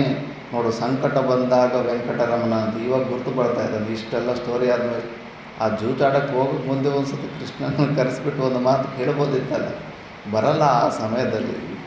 ವಿಪತ್ತು ಕಾಲ ಬಂದಾಗ ನನ್ನನ್ನು ನಿನ್ನ ಪ್ರಾಣರೂಪರಾದ ನರಶ್ರೇಷ್ಠರಾದ ಈ ನನ್ನ ಮಕ್ಕಳನ್ನು ವಿಪತ್ತಿನಿಂದ ನೀನೇಕೆ ಕಾಪಾಡುತ್ತಿಲ್ಲ? ಆದ್ಯಂತಗಳಿಲ್ಲದ ನಿನ್ನನ್ನು ಯಾರು ಸ್ಮರಿಸುವರೋ? ನೋಡು, ಕುಂತಿದೇವಿ ಕೂಡ ಕೃಷ್ಣ ಯಾರು ಅಂತ ಗೊತ್ತಿತ್ತು. ಸುಮ್ಮನೆ ನನ್ನ ಅಳಿಯ ಅಂತೇನಿಲ್ಲ. ಆದ್ಯಂತಗಳಿಲ್ಲದ ನಿನ್ನನ್ನು ಯಾರು ಸ್ಮರಿಸುವರು? ಆದಿ ಅಂತ ಇಲ್ಲದೇ ಇರೋವಂಥ ಕೃಷ್ಣ ಸಾಕ್ಷಾತ್ತು ಆ ಪರಮಾತ್ಮನೇ ಅವತಾರ ತಗೊಂಡು ಬಂದಿದ್ದ ನನ್ನ ಜ್ಞಾನ ಕುಂತಿಗೆ ಕೂಡ ಇತ್ತು. ಸ್ಮರಿಸುವರು, ಅವರು ಕಷ್ಟಗಳೆಲ್ಲವನ್ನೂ ಪರಿಹರಿಸುವೆ ಎಂದು ಜ್ಞಾನಿಗಳು ಹೇಳುವರು. ಆ ಮಹಾಮಹಿಮರ ಮಾತೇಕಿಂದು ವ್ಯರ್ಥವಾಯಿತೆ. ಈ ನನ್ನ ಮಕ್ಕಳಾದರೋ ಧರ್ಮ ಸಂಪನ್ನರು, ಯಶೋವಂತರು, ವೀರ್ಯವಂತರು, ಸತ್ಯನಿಷ್ಠರು. ಇಂತಹವರು ಇಂತಹ ಕಷ್ಟಗಳನ್ನು ಅನುಭವಿಸಲು ಖಂಡಿತವಾಗಿಯೂ ಅರ್ಹರಲ್ಲ. ಮಾಧವ, ಇವರ ಮೇಲೆ ಕರುಣೆ ಇಡು.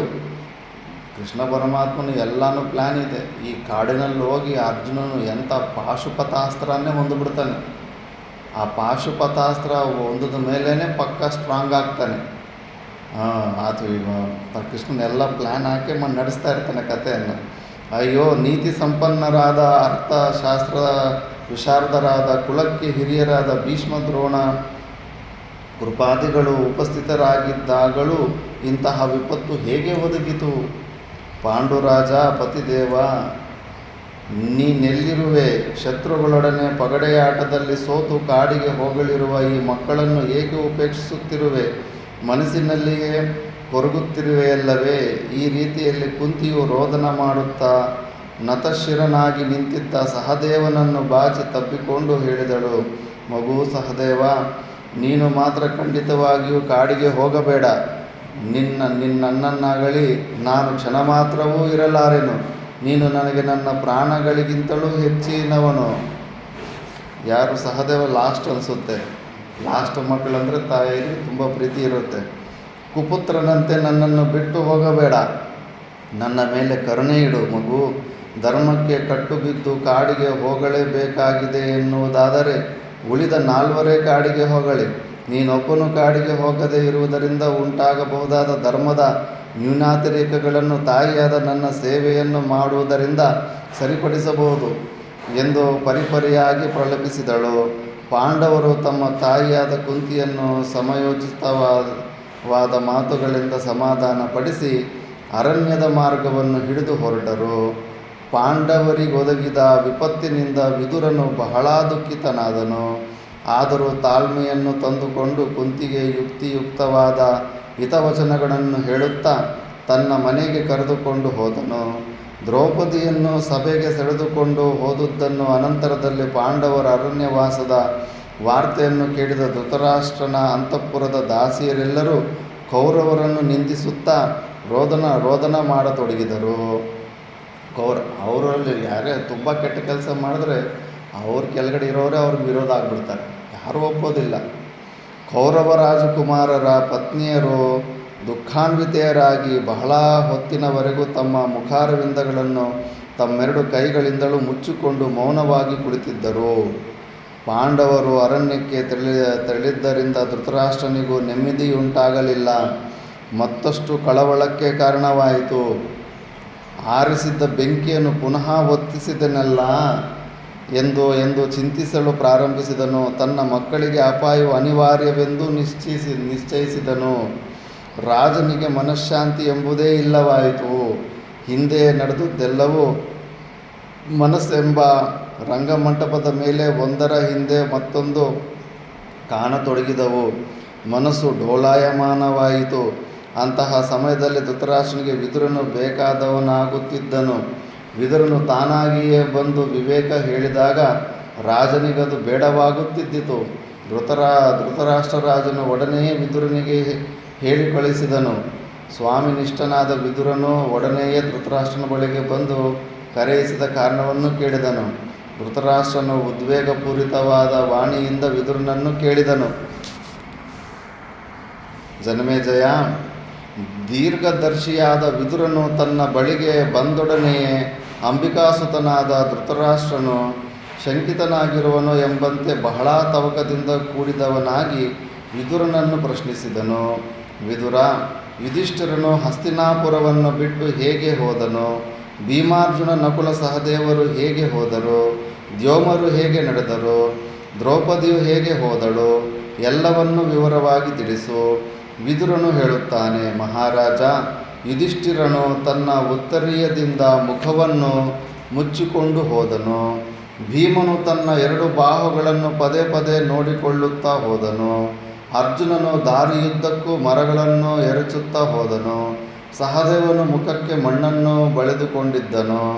ಸರ್ವಾಂಗ ಸುಂದರನಾದ ನಕುಲನು ಅಂಗಾಂಗಗಳೆಲ್ಲವೂ ಧೂಳಿನಿಂದ ಮಸುಕಾಗಿ ಹೋಗಿದ್ದವು. ದ್ರೌಪದಿಯು ಕೆದರಿದ ಕೇಶರಾಶಿಯಿಂದಲೇ ಮುಖವನ್ನು ಮುಚ್ಚಿಕೊಂಡು ರೋದನ ಮಾಡುತ್ತಾ ಧರ್ಮರಾಜನ ಹಿಂದೆ ನಡೆದು ಹೋದಳು. ದ್ಯೋಮರು ಕೈಯಲ್ಲಿ ದರ್ಬೆಯನ್ನು ಹಿಡಿದು ಸಾಮವೇದದ ರೌದ್ರ ಮತ್ತು ಯಾಮ್ಯಸಾಮಗಳನ್ನು ಹೇಳುತ್ತಾ ಹೋಗುತ್ತಿದ್ದರು. ವಿದುರ, ಒಬ್ಬೊಬ್ಬರು ಒಂದೊಂದು ರೀತಿಯಲ್ಲಿ ಹೋಗುತ್ತಿದ್ದರೂ ರಹಸ್ಯವೇನೆಂಬುದನ್ನು ತಿಳಿಸು. ನನ್ನ ಮನಸ್ಸು ಬಹುವಾಗಿ ತವಕಿಸುತ್ತಿದೆ. ಭಾರತನೇ, ನಿನ್ನ ಮಕ್ಕಳಿಂದ ಮೋಸಗೊಳಿಸಲ್ಪಟ್ಟರೂ ಧೀಮಂತನಾದ ಧರ್ಮರಾಜನಾದ ಯುಧಿಷ್ಠಿರನ ಮನಸ್ಸು ಧರ್ಮದಿಂದ ಚ್ಯುತವಾಗಲಿಲ್ಲ. ಅವನು ನಿನ್ನ ಮಕ್ಕಳ ವಿಷಯದಲ್ಲಿ ಹೆಚ್ಚು ಕರುಣೆಯುಳ್ಳವನಾಗಿಯೇ ಇರುವನು.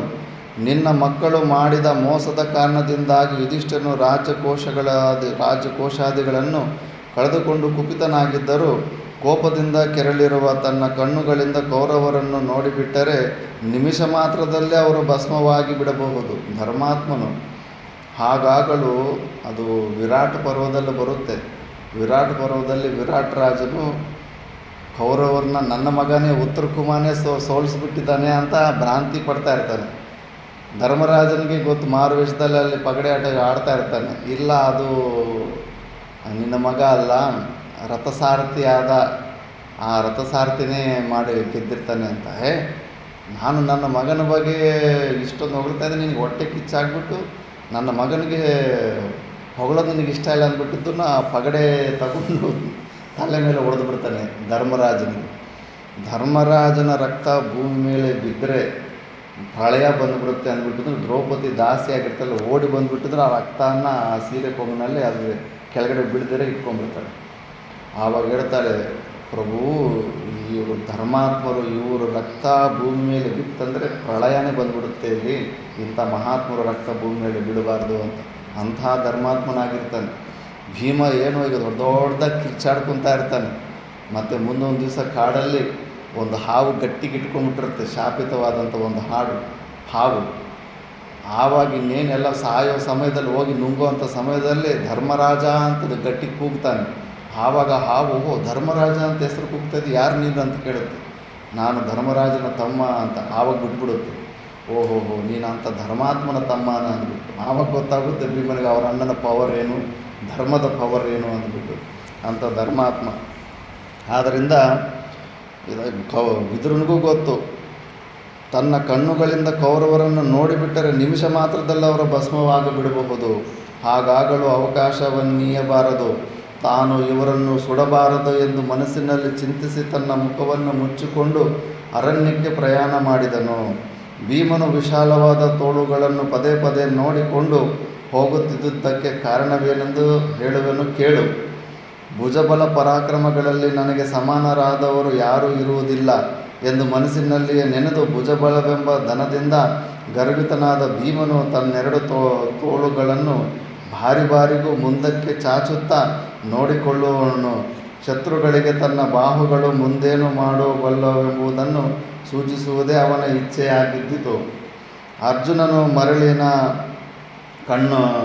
ಕಣಗಳನ್ನು ಸುತ್ತಲೂ ಎರಚಿಕೊಂಡು ಯುಧಿಷ್ಠಿರನ ಹಿಂದೆ ನಡೆದು ಹೋದನೆಂದು ಹೇಳಿದೆನಲ್ಲವೇ.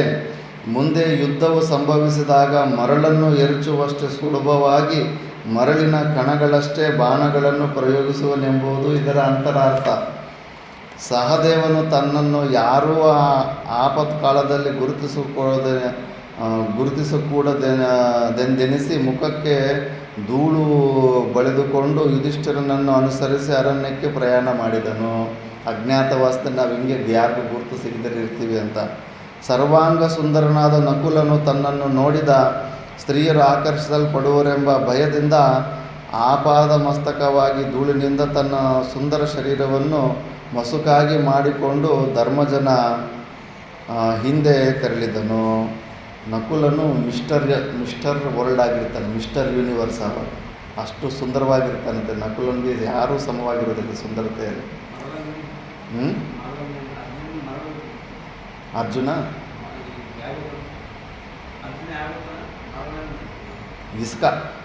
ఇసుక చల్లుకుంటూ పోతాడు.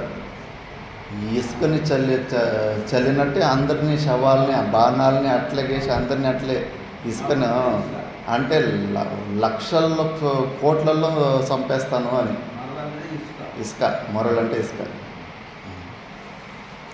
ರಜಸ್ವಲೆಯಾಗಿದ್ದ ರಕ್ತಸಿಕ್ತಕ ವಸ್ತ್ರಧಾರಣಿಯಾಗಿದ್ದ ಕೆದರಿದ ಕೇಶರಾಶಿಯಿಂದ ಮುಖವನ್ನು ಮುಚ್ಚಿಕೊಂಡು ರೋಧಿಸುತ್ತಾ ಹೋಗುತ್ತಿದ್ದ ದ್ರೌಪದಿಯು ಹೀಗೆ ಹೇಳಿದಳು.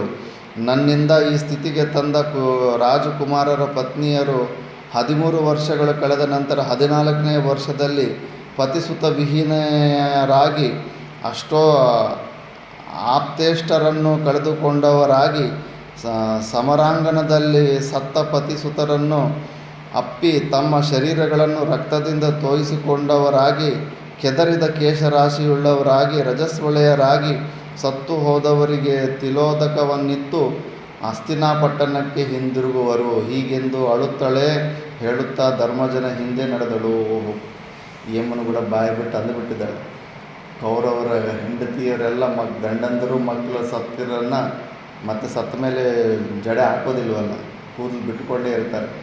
ಆ ಥರ ಅವ್ರು ಹತ್ಕೊಂಡು ಬರಲಿ ಅಂತ ಶಾಪ ಇಟ್ಕೊತ ಹೋಗ್ತಾಯಿದ್ದಾರೆ. ಜಿತೇಂದ್ರಿಯರಾದ ದ್ಯೋಮರು ಕೈಯಲ್ಲಿ ದರ್ಬೆಗಳನ್ನು ಹಿಡಿದು ಅವುಗಳ ಅಗ್ರಭಾಗಗಳನ್ನು ನೈಋತ್ಯ ದಿಕ್ಕಿಗೆ ತಿರುಗಿಸಿ ರೌದ್ರ ಮತ್ತು ಯಾಮ್ಯಾಸಾಮಗಳನ್ನು ಹೇಳುತ್ತಾ ಮುಂದೆ ನಡೆದು ಹೋಗುತ್ತಿದ್ದರು. ಮುಂಬರುವ ಮಹಾಯುದ್ಧದಲ್ಲಿ ಕೌರವರು ಕೊಳ್ಳಲ್ಪಟ್ಟ ಬಳಿಕ ಕುರುಕುಲದ ಪುರೋಹಿತರು ಇದೇ ಮಂತ್ರಗಳನ್ನು ಉಚ್ಚಾರಣೆ ಮಾಡುವರು ಎಂದು ಪದೇ ಪದೇ ಹೇಳುತ್ತಿದ್ದರು. ತರ್ಪಣೆಗಳಿಗೆ ಹಿಂಗೆ ನಾವು ಮಂತ್ರಗಳು ಹೇಳಿ ಹಿಂಗೆ ಇಡ್ತೀವಿ ಅಂತ. ಪಾಂಡವರು ಅರಣ್ಯಕ್ಕೆ ಹೊರಟಾಗ ಪೌರರ ಪ್ರತಿಕ್ರಿಯೆ ಏನೆಂಬುದನ್ನು ಹೇಳುವೆನು ಕೇಳು ಮಹಾರಾಜ. ಅಯ್ಯೋ, ನಮ್ಮ ನಾಥರು ಹೋಗುತ್ತಿರುವರೆಲ್ಲ ಪಾಂಡುವಿನ ಉತ್ತರಾಧಿಕಾರಿಗಳಾದ ಯುಧಿಷ್ಠಿರಾದಿಗಳನ್ನು ಈ ಕುರುವಂಶದ ಹಿರಿಯರು ಕೇವಲ ಹುಚ್ಚುತನದಿಂದ ಬಾಲಕರಂತೆ ನಡೆದುಕೊಂಡು ಅರಣ್ಯಕ್ಕೆ ಕಳುಹಿಸುತ್ತಿದ್ದಾರೆ. ಇವರ ನಡತೆಗೆ ಧಿಕ್ಕಾರ. ಇದನ್ನು ಅವರು ಕೇವಲ ಲೋಭದಿಂದ ಮಾಡಿರುತ್ತಾರೆ. ಪಾಂಡುವಿನ ಮಕ್ಕಳಿಂದ ಬೇರ್ಪಟ್ಟ ನಾವು ನಿಶ್ಚಯವಾಗಿಯೂ ಅನಾಥರಾಗುತ್ತೇವೆ. ನಮ್ಮ ಸ್ವಾಮಿಗಳಾಗುವ ಧೂರ್ತರು ಮತ್ತು ಅತ್ಯಾಸೆಯುಳ್ಳವರು ಆಗಿರುವ ಕೌರವರನ್ನು ನಾವು ಪ್ರೀತಿಸಲು ಹೇಗೆ ತಾನೇ ಸಾಧ್ಯವಾದೀತು? ಹೀಗೆಂದು ಹೇಳಿಕೊಂಡು ಪಟ್ಟಣಿಗರೆಲ್ಲರೂ ರೋದನ ಮಾಡುತ್ತಿದ್ದರು. ಮಹಾರಾಜ ಈ ರೀತಿಯಲ್ಲಿ ತಮ್ಮ ಮುಖಭಾವ ಮತ್ತು ಲಕ್ಷಣಗಳಿಂದ ತಮ್ಮ ಮನೋಗತವಾದ ಕಾರ್ಯವನ್ನು ತಿಳಿಸುತ್ತಾ ಕುಂತಿಯ ಮಕ್ಕಳು ಅರಣ್ಯಕ್ಕೆ ಹೊರಟರು. ಅವರು ಹೊರಟು ಹೋದ ನಂತರ ಹಸ್ತಿನಾಪುರದಲ್ಲಿ ಉಂಟಾದ ಅಪಶಕುನಗಳನ್ನು ವಿವರಿಸುವೆನು ಕೇಳು. ಮೋಡಗಳು ಇಲ್ಲದೆಯೇ ದಿಕ್ಕು ದಿಕ್ಕುಗಳಲ್ಲಿಯೂ ಮಿಂಚುತ್ತಿದ್ದಿತು. ಮೇಘಗಳು ಕಾಣಿಸ್ದಿರೇ ಮಿಂಚಬಾರ್ದಂತೆ. ಭೂಮಿಯು ನಡುಗಿತು. ವಿಪತ್ತಿ ಕಾಲ ಬಂದಾಗ ಭೂಮಿ ನಡುಗಿತು. ಕರೋನಾ ಸಮಯದಲ್ಲಿ 18 ಸತಿ ಉತ್ತರ ಭಾರತದಲ್ಲಿ ಭೂಮಿ ನಡುಗಿತ್ತು. ಅಪರ್ವ ದಿನದಲ್ಲಿ ಕೈಲಾಸ ಆಶ್ರಮದಲ್ಲಿ ಒಂದು ಸತಿ ಗೋಡೆಗೆ ಹೊರ್ಕೊಂಡು ಇದ್ದೀವಿ. ನೇಪಾಳದಲ್ಲಿ ಭೂಕಂಪ ಬಂತಲ್ಲ, ಫುಲ್ಲು ಶೇಕ್ ಆಯಿತು ಬಿಲ್ಡಿಂಗ್ಗೆ. ನನ್ನ ಕಣ್ಣು ತಿರುಗ್ತಾ ಇದೆ ಅಂತ ನಾನು ಅಂದ್ಕೊಂಡ್ವಿ. ಎಲ್ಲ ರೂಮ್ಗಳಿಂದ ಹೊರಗಡೆ ಬಂದು ಆವಾಗ ಅರ್ಥ ಆಯಿತು, ಓಹೋ ಇದು ಭೂಕಂಪ ಎಫೆಕ್ಟು ಅಂತ. ನೇಪಾಳದಲ್ಲಾಗಿರೋ ಭೂಕಂಪ ಋಷಿಕೇಶ್ನಲ್ಲಿ ಅಲ್ಲಿ ಎಫೆಕ್ಟು. ಹಿಂಗೆ ಶೇಕ್ ಆಗುತ್ತೆ ಬಿಲ್ಡಿಂಗು. ನಾವು ಬಿಲ್ಡಿಂಗಲ್ಲಿ ಕೂತ್ಕೊಂಡು ಜಲ್ಲಿಡಿಯಲ್ಲಿ ದಾನಗಳು ಆ ಕಡೆ ಈ ಕಡೆ ಹೋಗ್ತಾವಲ್ಲ, ಹಂಗೆ ಅನ್ನಿಸ್ತು. ವಿಚಿತ್ರ ಅನುಭವ ಅದು, ಮೊದಲನೇ ಸರ್ತಿ ಭೂಕಂಪದ ಅನುಭವ. ಇನ್ನು ಸ್ವಲ್ಪ ಜಾಸ್ತಿ ಶೇಕ್ ಆದರೆ ಬಿಲ್ಡಿಂಗ್ ಡಮಾರ್ ಅಷ್ಟೆ. ಅಪರ್ವ ದಿನದಲ್ಲಿ ಅಮಾವಾಸ್ಯ ಭಿನ್ನ ಕಾಲದಲ್ಲಿ ರಾಹು ಸೂರ್ಯನನ್ನು ನುಂಗಲು ಹೋಗುತ್ತಿದ್ದನು. ಉಳ್ಕೆಯು ಹಸ್ತಿನಾಪುರವನ್ನು ಅಪ್ರದಕ್ಷಿಣವಾಗಿ ಸುತ್ತು ಕಡೆಯಲು ಚೂರು ಚೂರಾಗಿ ಕೆಳಕ್ಕೆ ಬಿದ್ದಿತು. ಗುಳ್ಳೆನರಿಗಳು, ಗೂಬೆಗಳು, ಕಾಗೆಗಳು ಮತ್ತು ಇತರ ಹಿಂಸ ಪಶುಗಳು ದೇವಾಗಾರಗಳಲ್ಲಿಯೂ ಪವಿತ್ರವಾದ ವೃಕ್ಷಗಳ ಮೇಲೆಯೂ ಉಪ್ಪರಿಗೆಗಳ ಮೇಲ್ಭಾಗಗಳಲ್ಲಿ ಕುಳಿತು ಗಟ್ಟಿಯಾಗಿ ಅರಚುತ್ತಿದ್ದವು. ಇಸ್ರೇಲ್ನಲ್ಲಿ 1 ಕೋಟ್ಯಾಂತರ ಕಾಗೆಗಳು ಕಾಣಿಸ್ಕೊಂಡಿದ್ದಾವೆ. ಕೋಟ್ಯಾಂತರ ಕಾಗೆಗಳು. ಯುದ್ಧಗಳು ಭಯಂಕರವಾಗಿ ನಡೀತದೆ. ಆ ದೇಶ ಇರುತ್ತೋ ಇರಲ್ವೋ ಗೊತ್ತಿಲ್ಲ. ಸುತ್ತಲೂ ಮುಸ್ಲಿಂ ದೇಶ ಇದ್ದಾವೆ, ಎಲ್ಲರ ಕಣ್ಣು ಅದರ ಮೇಲೆ ಇದೆ. ಆದರೆ ಗಟ್ಟಿಯಾಗಿ ಯುದ್ಧ ಮಾಡ್ತದೆ. ಎಷ್ಟು ದಿವಸ ಅಂತ ಮಾಡ್ತಾರೆ. ಇವತ್ತು 32ನೇ ದಿವಸನೋ 36ನೇ ದಿವಸನೋ. ಯಾರಿಗೂ ಏನು ಕಡಿಮೆ ಅಂತಲೇ ಇಲ್ಲ. ಡೈಲಿ ಹಾಕ್ಕೊತಾನೆ ಇದ್ದಾರೆ ಬಾಂಬುಗಳು. ಆ ಥರ ಅಪಶಕುನಗಳು ಕೂಡ ಕೆಲವು ಹಿಂಗೆ ಶಾಸ್ತ್ರ ಕೂಡ ಒಪ್ಪುತ್ತೆ ಅದನ್ನು. ಇಂತಹ ಮಹೋತ್ಪಾತಗಳೆಲ್ಲವೂ ಭರತ ಕುಲದ ಅರಸರ ವಿನಾಶ ಸೂಚಕಗಳು. ಮಹಾರಾಜ, ಇವೆಲ್ಲಕ್ಕೂ ಮುಖ್ಯ ಕಾರಣವೆಂದರೆ ನಿನ್ನ ದುರ್ಮಂತ್ರಾಲೋಚನೆ. ಇನ್ನೇನು ಹೇಳಲಿ? ಜನಮೇಜಯ, ಧೃತರಾಷ್ಟ್ರ ವಿದುರರು ಹೀಗೆ ಮಾತನಾಡುತ್ತಿರುವಾಗ ದೇವರ್ಷಿಗಳಾದ ನಾರದರು ಅನೇಕ ಋಷಿ ಮಹರ್ಷಿಗಳಿಂದೊಡಗೂಡಿ ಮಹಾಸಭಾ ಮಂಟಪಕ್ಕೆ ಆಗಮಿಸಿದರು. ಅವರೆಲ್ಲರ ಸಮ್ಮುಖದಲ್ಲಿ ಇಲ್ಲಿಂದ 14ನೆಯ ವರ್ಷದಲ್ಲಿ ದುರ್ಯೋಧನನ ಅಪಾರದಾದ ಕಾರಣದಿಂದಲೂ ಭೀಮಾರ್ಜುನರ ಬಲದಿಂದಲೂ ಕೌರವರೆಲ್ಲರೂ ವಿನಾಶ ಹೊಂದುತ್ತಾರೆ ಎಂದು ಘೋರವಾಕ್ಯವನ್ನು ಹೇಳಿ ಅಮಿತವಾದ ಬ್ರಹ್ಮ ತೇಜಸ್ಸಿನಿಂದ ಪ್ರಕಾಶಿಸುತ್ತಿದ್ದ ನಾರದರು ಋಷಿಸ್ತೋಮದೊಡನೆ ಅಂತರಿಕ್ಷಕ್ಕೆ ಹೋಗಿ ಅದೃಶ್ಯರಾದರು. ನಾರದರು ಕೂಡ ಹೇಳಿಬಿಟ್ಟಿದ್ದಾರೆ. ನಾರದ ಮಹರ್ಷಿಗಳ ಮಾತುಗಳನ್ನು ಕೇಳಿ ದುರ್ಯೋಧನಾದಿಗಳಿಗೂ ಹೃದಯವು ಕಂಪಿಸತೊಡಗಿತು. ಒಡನೆಯ ದುರ್ಯೋಧನ, ಕರ್ಣ, ಶಕುನಿ, ದುಶ್ಯಾಸನರು ಆಚಾರ್ಯರಾದ ದ್ರೋಣರ ಬಳಿಗೆ ಹೋಗಿ ಸಾಷ್ಟಾಂಗ ಪ್ರಣಾಮ ಮಾಡಿದರು. ಅನಂತರ ದುರ್ಯೋಧನನು ಸಕಲೈಶ್ವರ್ಯಪೂರ್ಣವಾದ ವಸುದೆಯನ್ನು ದ್ರೋಣರ ಪಾದಾರವಿಂದಗಳಲ್ಲಿ ಅರ್ಪಿಸಿ, ನೀವೇ ನಮಗೆ ರಕ್ಷಕರಾಗಿರಬೇಕು ಎಂದು ಕೈ ಜೋಡಿಸಿ ಕೇಳಿಕೊಂಡನು. ಮಹಾನುಭಾವರಾದ ದ್ರೋಣರು ದುರ್ಯೋಧನನ ಆಶಯವನ್ನು ತಿಳಿದವರಾಗಿ ಕಾಮಕ್ರೋಧಾದಿ ಅರಿಷಡ್ವರ್ಗದಿಂದ ಪರಿಪೂರ್ಣನಾಗಿದ್ದ ದುರ್ಯೋಧನನನ್ನು ಅವನನ್ನೇ ಅನುಸರಿಸಿ ಬಂದಿದ್ದ ಕರ್ಣ, ದುಶ್ಯಾಸನ, ಸೌಬಲರನ್ನು ಕುರಿತು ಹೇಳಿದರು. ಪಾಂಡವರು ದೇವಾಂಶ ಸಂಭೂತರಾದುದರಿಂದ ಅವಧ್ಯರೆಂಬುದನ್ನು ಬ್ರಾಹ್ಮಣರಿಂದ ಕೇಳಿರುವೆನು. ಆದರೂ ಶರಣಾಗತರಾಗಿ ಬಂದಿರುವ ನಿಮ್ಮನ್ನು ನನ್ನ ಶಕ್ತಿ ಮೀರಿ ರಕ್ಷಿಸುವೆನು. ರಾಜರ ಸಮೇತರಾಗಿ ಬಂದಿರುವ ಭಕ್ತಿಭಾವದಿಂದ ಕೇಳಿಕೊಳ್ಳುತ್ತಿರುವ ಧೃತರಾಷ್ಟ್ರನ ಮಕ್ಕಳನ್ನು ಪರಿತ್ಯಜಿಸಲು ಇಚ್ಛಿಸುವುದಿಲ್ಲ. ಆದರೆ ವಿಧಿಯು ಬಲವತ್ತರವಾದದ್ದು. ಪಾಂಡುವಿನ ಮಕ್ಕಳು ಪಗಡೆಯಾಟದಲ್ಲಿ ಸೋತು ನಿಯಮಾನುಸಾರವಾಗಿ ಅರಣ್ಯವಾಸಕ್ಕೆ ಹೊರಟಿರುತ್ತಾರೆ. 12 ವರ್ಷಗಳು ಬ್ರಹ್ಮಚರ್ಯ ವ್ರತದಿಂದಿದ್ದು ವನವಾಸವನ್ನು ಕಳೆದು ಕೋಪಾವಿಷ್ಟರಾಗಿ ಬಂದು ತಮ್ಮ ಶತ್ರುಗಳ ಮೇಲೆ ಸೇಡು ತೀರಿಸಿಕೊಳ್ಳುವುದಂತೂ ನಿಶ್ಚಯ. ಈ ಸಂದರ್ಭದಲ್ಲಿ ಸ್ವವಿಷಯವನ್ನು ತಿಳಿಸುವೆನು, ಕೇಳಿರಿ. ದ್ರುಪದನಿಗೂ ನನಗೂ ಗೂಢವಾದ ಮೈತ್ರಿ ಇದ್ದಿತು. ಆ ಮೈತ್ರಿಯು ಕಾರಣಾಂತರಗಳಿಂದ ವಿರಸಕ್ಕೆ ಕಾರಣವಾಯಿತು. ನಾನು ದ್ರುಪದನನ್ನು ರಾಜಭ್ರಷ್ಟನನ್ನಾಗಿ ಮಾಡಿದೆನು. ರಾಜಭ್ರಷ್ಟನಾದ ದ್ರುಪದನು ಯಾಜ ಮತ್ತು ಉಪಯಾಜರೆಂಬ ಮಹರ್ಷಿಗಳ ನಿರ್ದೇಶದಿಂದ ಮಹಾಯಾಗವೊಂದನ್ನು ಮಾಡಿ ನನ್ನನ್ನು ಕೊಳ್ಳುವ ಒಬ್ಬ ಮಗನನ್ನು ಮತ್ತು ಒಬ್ಬಳು ಮಗಳನ್ನು ಪಡೆದಿರುವನು. ಅವರಿಬ್ಬರೂ ಯಜ್ಞಕುಂಡದಿಂದಲೇ ಪ್ರಾದುರ್ಭೂತರಾಗಿರುವರು. ಕಿರೀಟಿಯು ಮತ್ಸ್ಯಯಂತ್ರವನ್ನು ಭೇದಿಸುವುದರಿಂದ ಪಾಂಡವರು ದ್ರೌಪದಿಯನ್ನು ವಿವಾಹವಾದರು. ಆದುದರಿಂದ ದೃಷ್ಟದ್ಯುಮ್ನನು ಪಾಂಡವರಿಗೆ ಭಾವಮೈದನಾದನು. ಅವನೊಬ್ಬನಿಗೆ ಮಾತ್ರ ನಾನು ಭಯಪಡುತ್ತೇನೆ. ದೇವಾಂಶ ಸಂಭೂತನಾದ ಅವನು ಅಗ್ನಿಯಂತೆಯೇ ತೇಜಸ್ಸಿನಿಂದ ಪ್ರಕಾಶಿಸುತ್ತಾ ಹುಟ್ಟುವಾಗಲೇ ಕವಚಕುಂಡಲಗಳನ್ನು ಬಾಣ ಬತ್ತಳಿಕೆಗಳನ್ನು ಧರಿಸಿದನು. ನಾನಾದರೋ ಮರ್ತ್ಯನೇ ಆಗಿರುವುದರಿಂದಲೂ ಮತ್ತು ಅವನು ನನ್ನ ವಿನಾಶಕ್ಕೆ ಹುಟ್ಟಿರುವನೆಂಬುದನ್ನು ತಿಳಿದಿರುವುದರಿಂದಲೂ ದೃಷ್ಟದ್ಯುಮ್ನ ವಿಷಯದಲ್ಲಿ ಭಯಪಡುತ್ತೇನೆ. ವಿಧಿಯ ನಿಯಮಾನುಸಾರವಾಗಿ ಪಾಂಡವ ಕೌರವರಿಗೆ ವೈಮನಸ್ಯವು ಪ್ರಾರಂಭವಾಗಿದೆ. ದೃಷ್ಟದ್ಯುಮ್ನನು ಬಂಧುತ್ವದ ಕಾರಣದಿಂದ ಪಾಂಡವರ ಕಡೆಗೆ ಸೇರುವನೆಂಬುದರಲ್ಲಿ ಯಾವ ಸಂಶಯವೂ ಇಲ್ಲ. ಅವನಿಗೆದುರಾಗಿ ಯುದ್ಧ ಮಾಡಬೇಕಾಗಿ ಬಂದಾಗ ನಾನು ಹಸುವನ್ನು ತೊರೆಯಲೇಬೇಕಾಗುವುದು. ಕೌರವ ರಾಜಕುಮಾರರೇ, ಇದಕ್ಕಿಂತಲೂ ಹೆಚ್ಚಿನ ದುಃಖವು ನನಗೆ ಬೇರ್ಯಾವುದಿದೆ. ದೃಷ್ಟದ್ಯುಮ್ನೋ ದ್ರೋಣ ಮೃತ್ಯುವು ಎಂಬುದು ಈಗಾಗಲೇ ಜನಜನಿತವಾಗಿರುವುದು. ಅವನು ನನ್ನನ್ನು ಕೊಲ್ಲುವುದಕ್ಕಾಗಿಯೇ ಹುಟ್ಟಿರುವನೆಂಬುದನ್ನು ನಾನು ಕೇಳಿದ್ದೇನೆ. ದುರ್ಯೋಧನ, ನೀನು ಪಾಂಡವರನ್ನು ಅರಣ್ಯಕ್ಕೆ ಕಳಿಸುವುದರಿಂದಲೇ ಸಕಲವೂ ಸಾಧನೆಯಾಯಿತೆಂದು ಭಾವಿಸಬೇಡ. ಹೇಮಂತ ಋತುವಿನಲ್ಲಿ ತಾಳೆ ಮರದ ನೆರಳು ಮಧ್ಯಾಹ್ನ ಸಮಯದಲ್ಲಿ ಒಂದು ಕ್ಷಣಕಾಲ ಮಾತ್ರ ಮರದ ಬುಡದಲ್ಲಿ ಇರುವಂತೆ, ಅಂದರೆ ತಾಳೆ ಮರದ್ದು ಮಧ್ಯಾಹ್ನ 12 ಗಂಟೆಯಲ್ಲಿ ಮಾತ್ರ ಆ ಮರದ ನೆರಳು ಯಾರಾದರೂ ಉಪಯೋಗ ಮಾಡ್ಕೋಬೋದು. ಮಿಕ್ಕಿದ ಸಮಯದಲ್ಲಿ ಆ ನೆರಳು ಯಾರಿಗೂ ಉಪಯೋಗವೇ ಆಗೋದಿಲ್ಲ. ಈ ಥರ ನಿನ್ನ ಸುಖ ಟೆಂಪ್ರವರಿ ಅಂತ. ಈ ನಿನ್ನ ಸುಖವು ಕ್ಷಣಿಕವಾದದ್ದು. ಆದುದರಿಂದ ಮಹಾಯಜ್ಞಗಳನ್ನು ಮಾಡಿರಿ, ಯಥೇಚ್ಛವಾಗಿ ದಾನ ಮಾಡಿರಿ, ಸಕಲ ಸುಖೋಪಭೋಗಗಳನ್ನು ಅನುಭವಿಸಿರಿ. ಇಂದಿಗೆ 14ನೆಯ ವರ್ಷದಲ್ಲಿ ನಿಮಗೆ ಮಹಾವಿಪತ್ತು ಒದಗುವುದೆಂದು ನಿಶ್ಚಯ. ದ್ರೋಣರ ಆ ಮಾತುಗಳನ್ನು ಕೇಳಿ ಧೃತರಾಷ್ಟ್ರನು ಮತ್ತಷ್ಟು ಭಯಪಟ್ಟು ವಿದುರನನ್ನು ಕುರಿತು ಹೇಳಿದನು.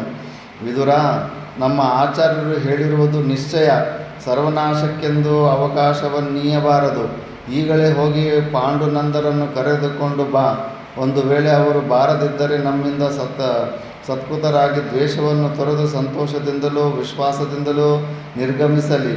ಶಸ್ತ್ರ ರಥ ಪದಾತಿಗಳಿಂದ ಕೂಡಿ ನನ್ನ ಮಕ್ಕಳು ಪಾಂಡವರು ಸಕಲ ಭೋಗಗಳನ್ನು ನಿಶ್ಚಿಂತರಾಗಿದ್ದು ಅನುಭವಿಸಲಿ ಅಂತ ಹೇಳ್ತಾನೆ ಹೆದರ್ಕೊಂಡು. ಮುಂಚೆ ಹೇಳಿದ್ರೆ ಕೇಳಲಿಲ್ಲ, ಇವಾಗ ಹಂಗೆ ಹೇಳ್ತಾನೆ. ನೆಕ್ಸ್ಟು ಸಂಜೆಯನ್ನು ಬರುತ್ತೆ, ನೆಕ್ಸ್ಟ್ ಸಾಯಂಕಾಲ ಕ್ಲಾಸಲ್ಲಿ ನೋಡಿ. ಓಂ ಪೂರ್ಣಮದ ಪೂರ್ಣಮಿದಂ ಪೂರ್ಣಾತ್ ಪೂರ್ಣಮುದಚ್ಯತೆ ಪೂರ್ಣಸ್ಯ ಪೂರ್ಣಮಾದಾಯ ಪೂರ್ಣಮೇವಾವಶಿಷ್ಯತೆ. ಓಂ ಶಾಂತಿ ಶಾಂತಿ ಶಾಂತಿ.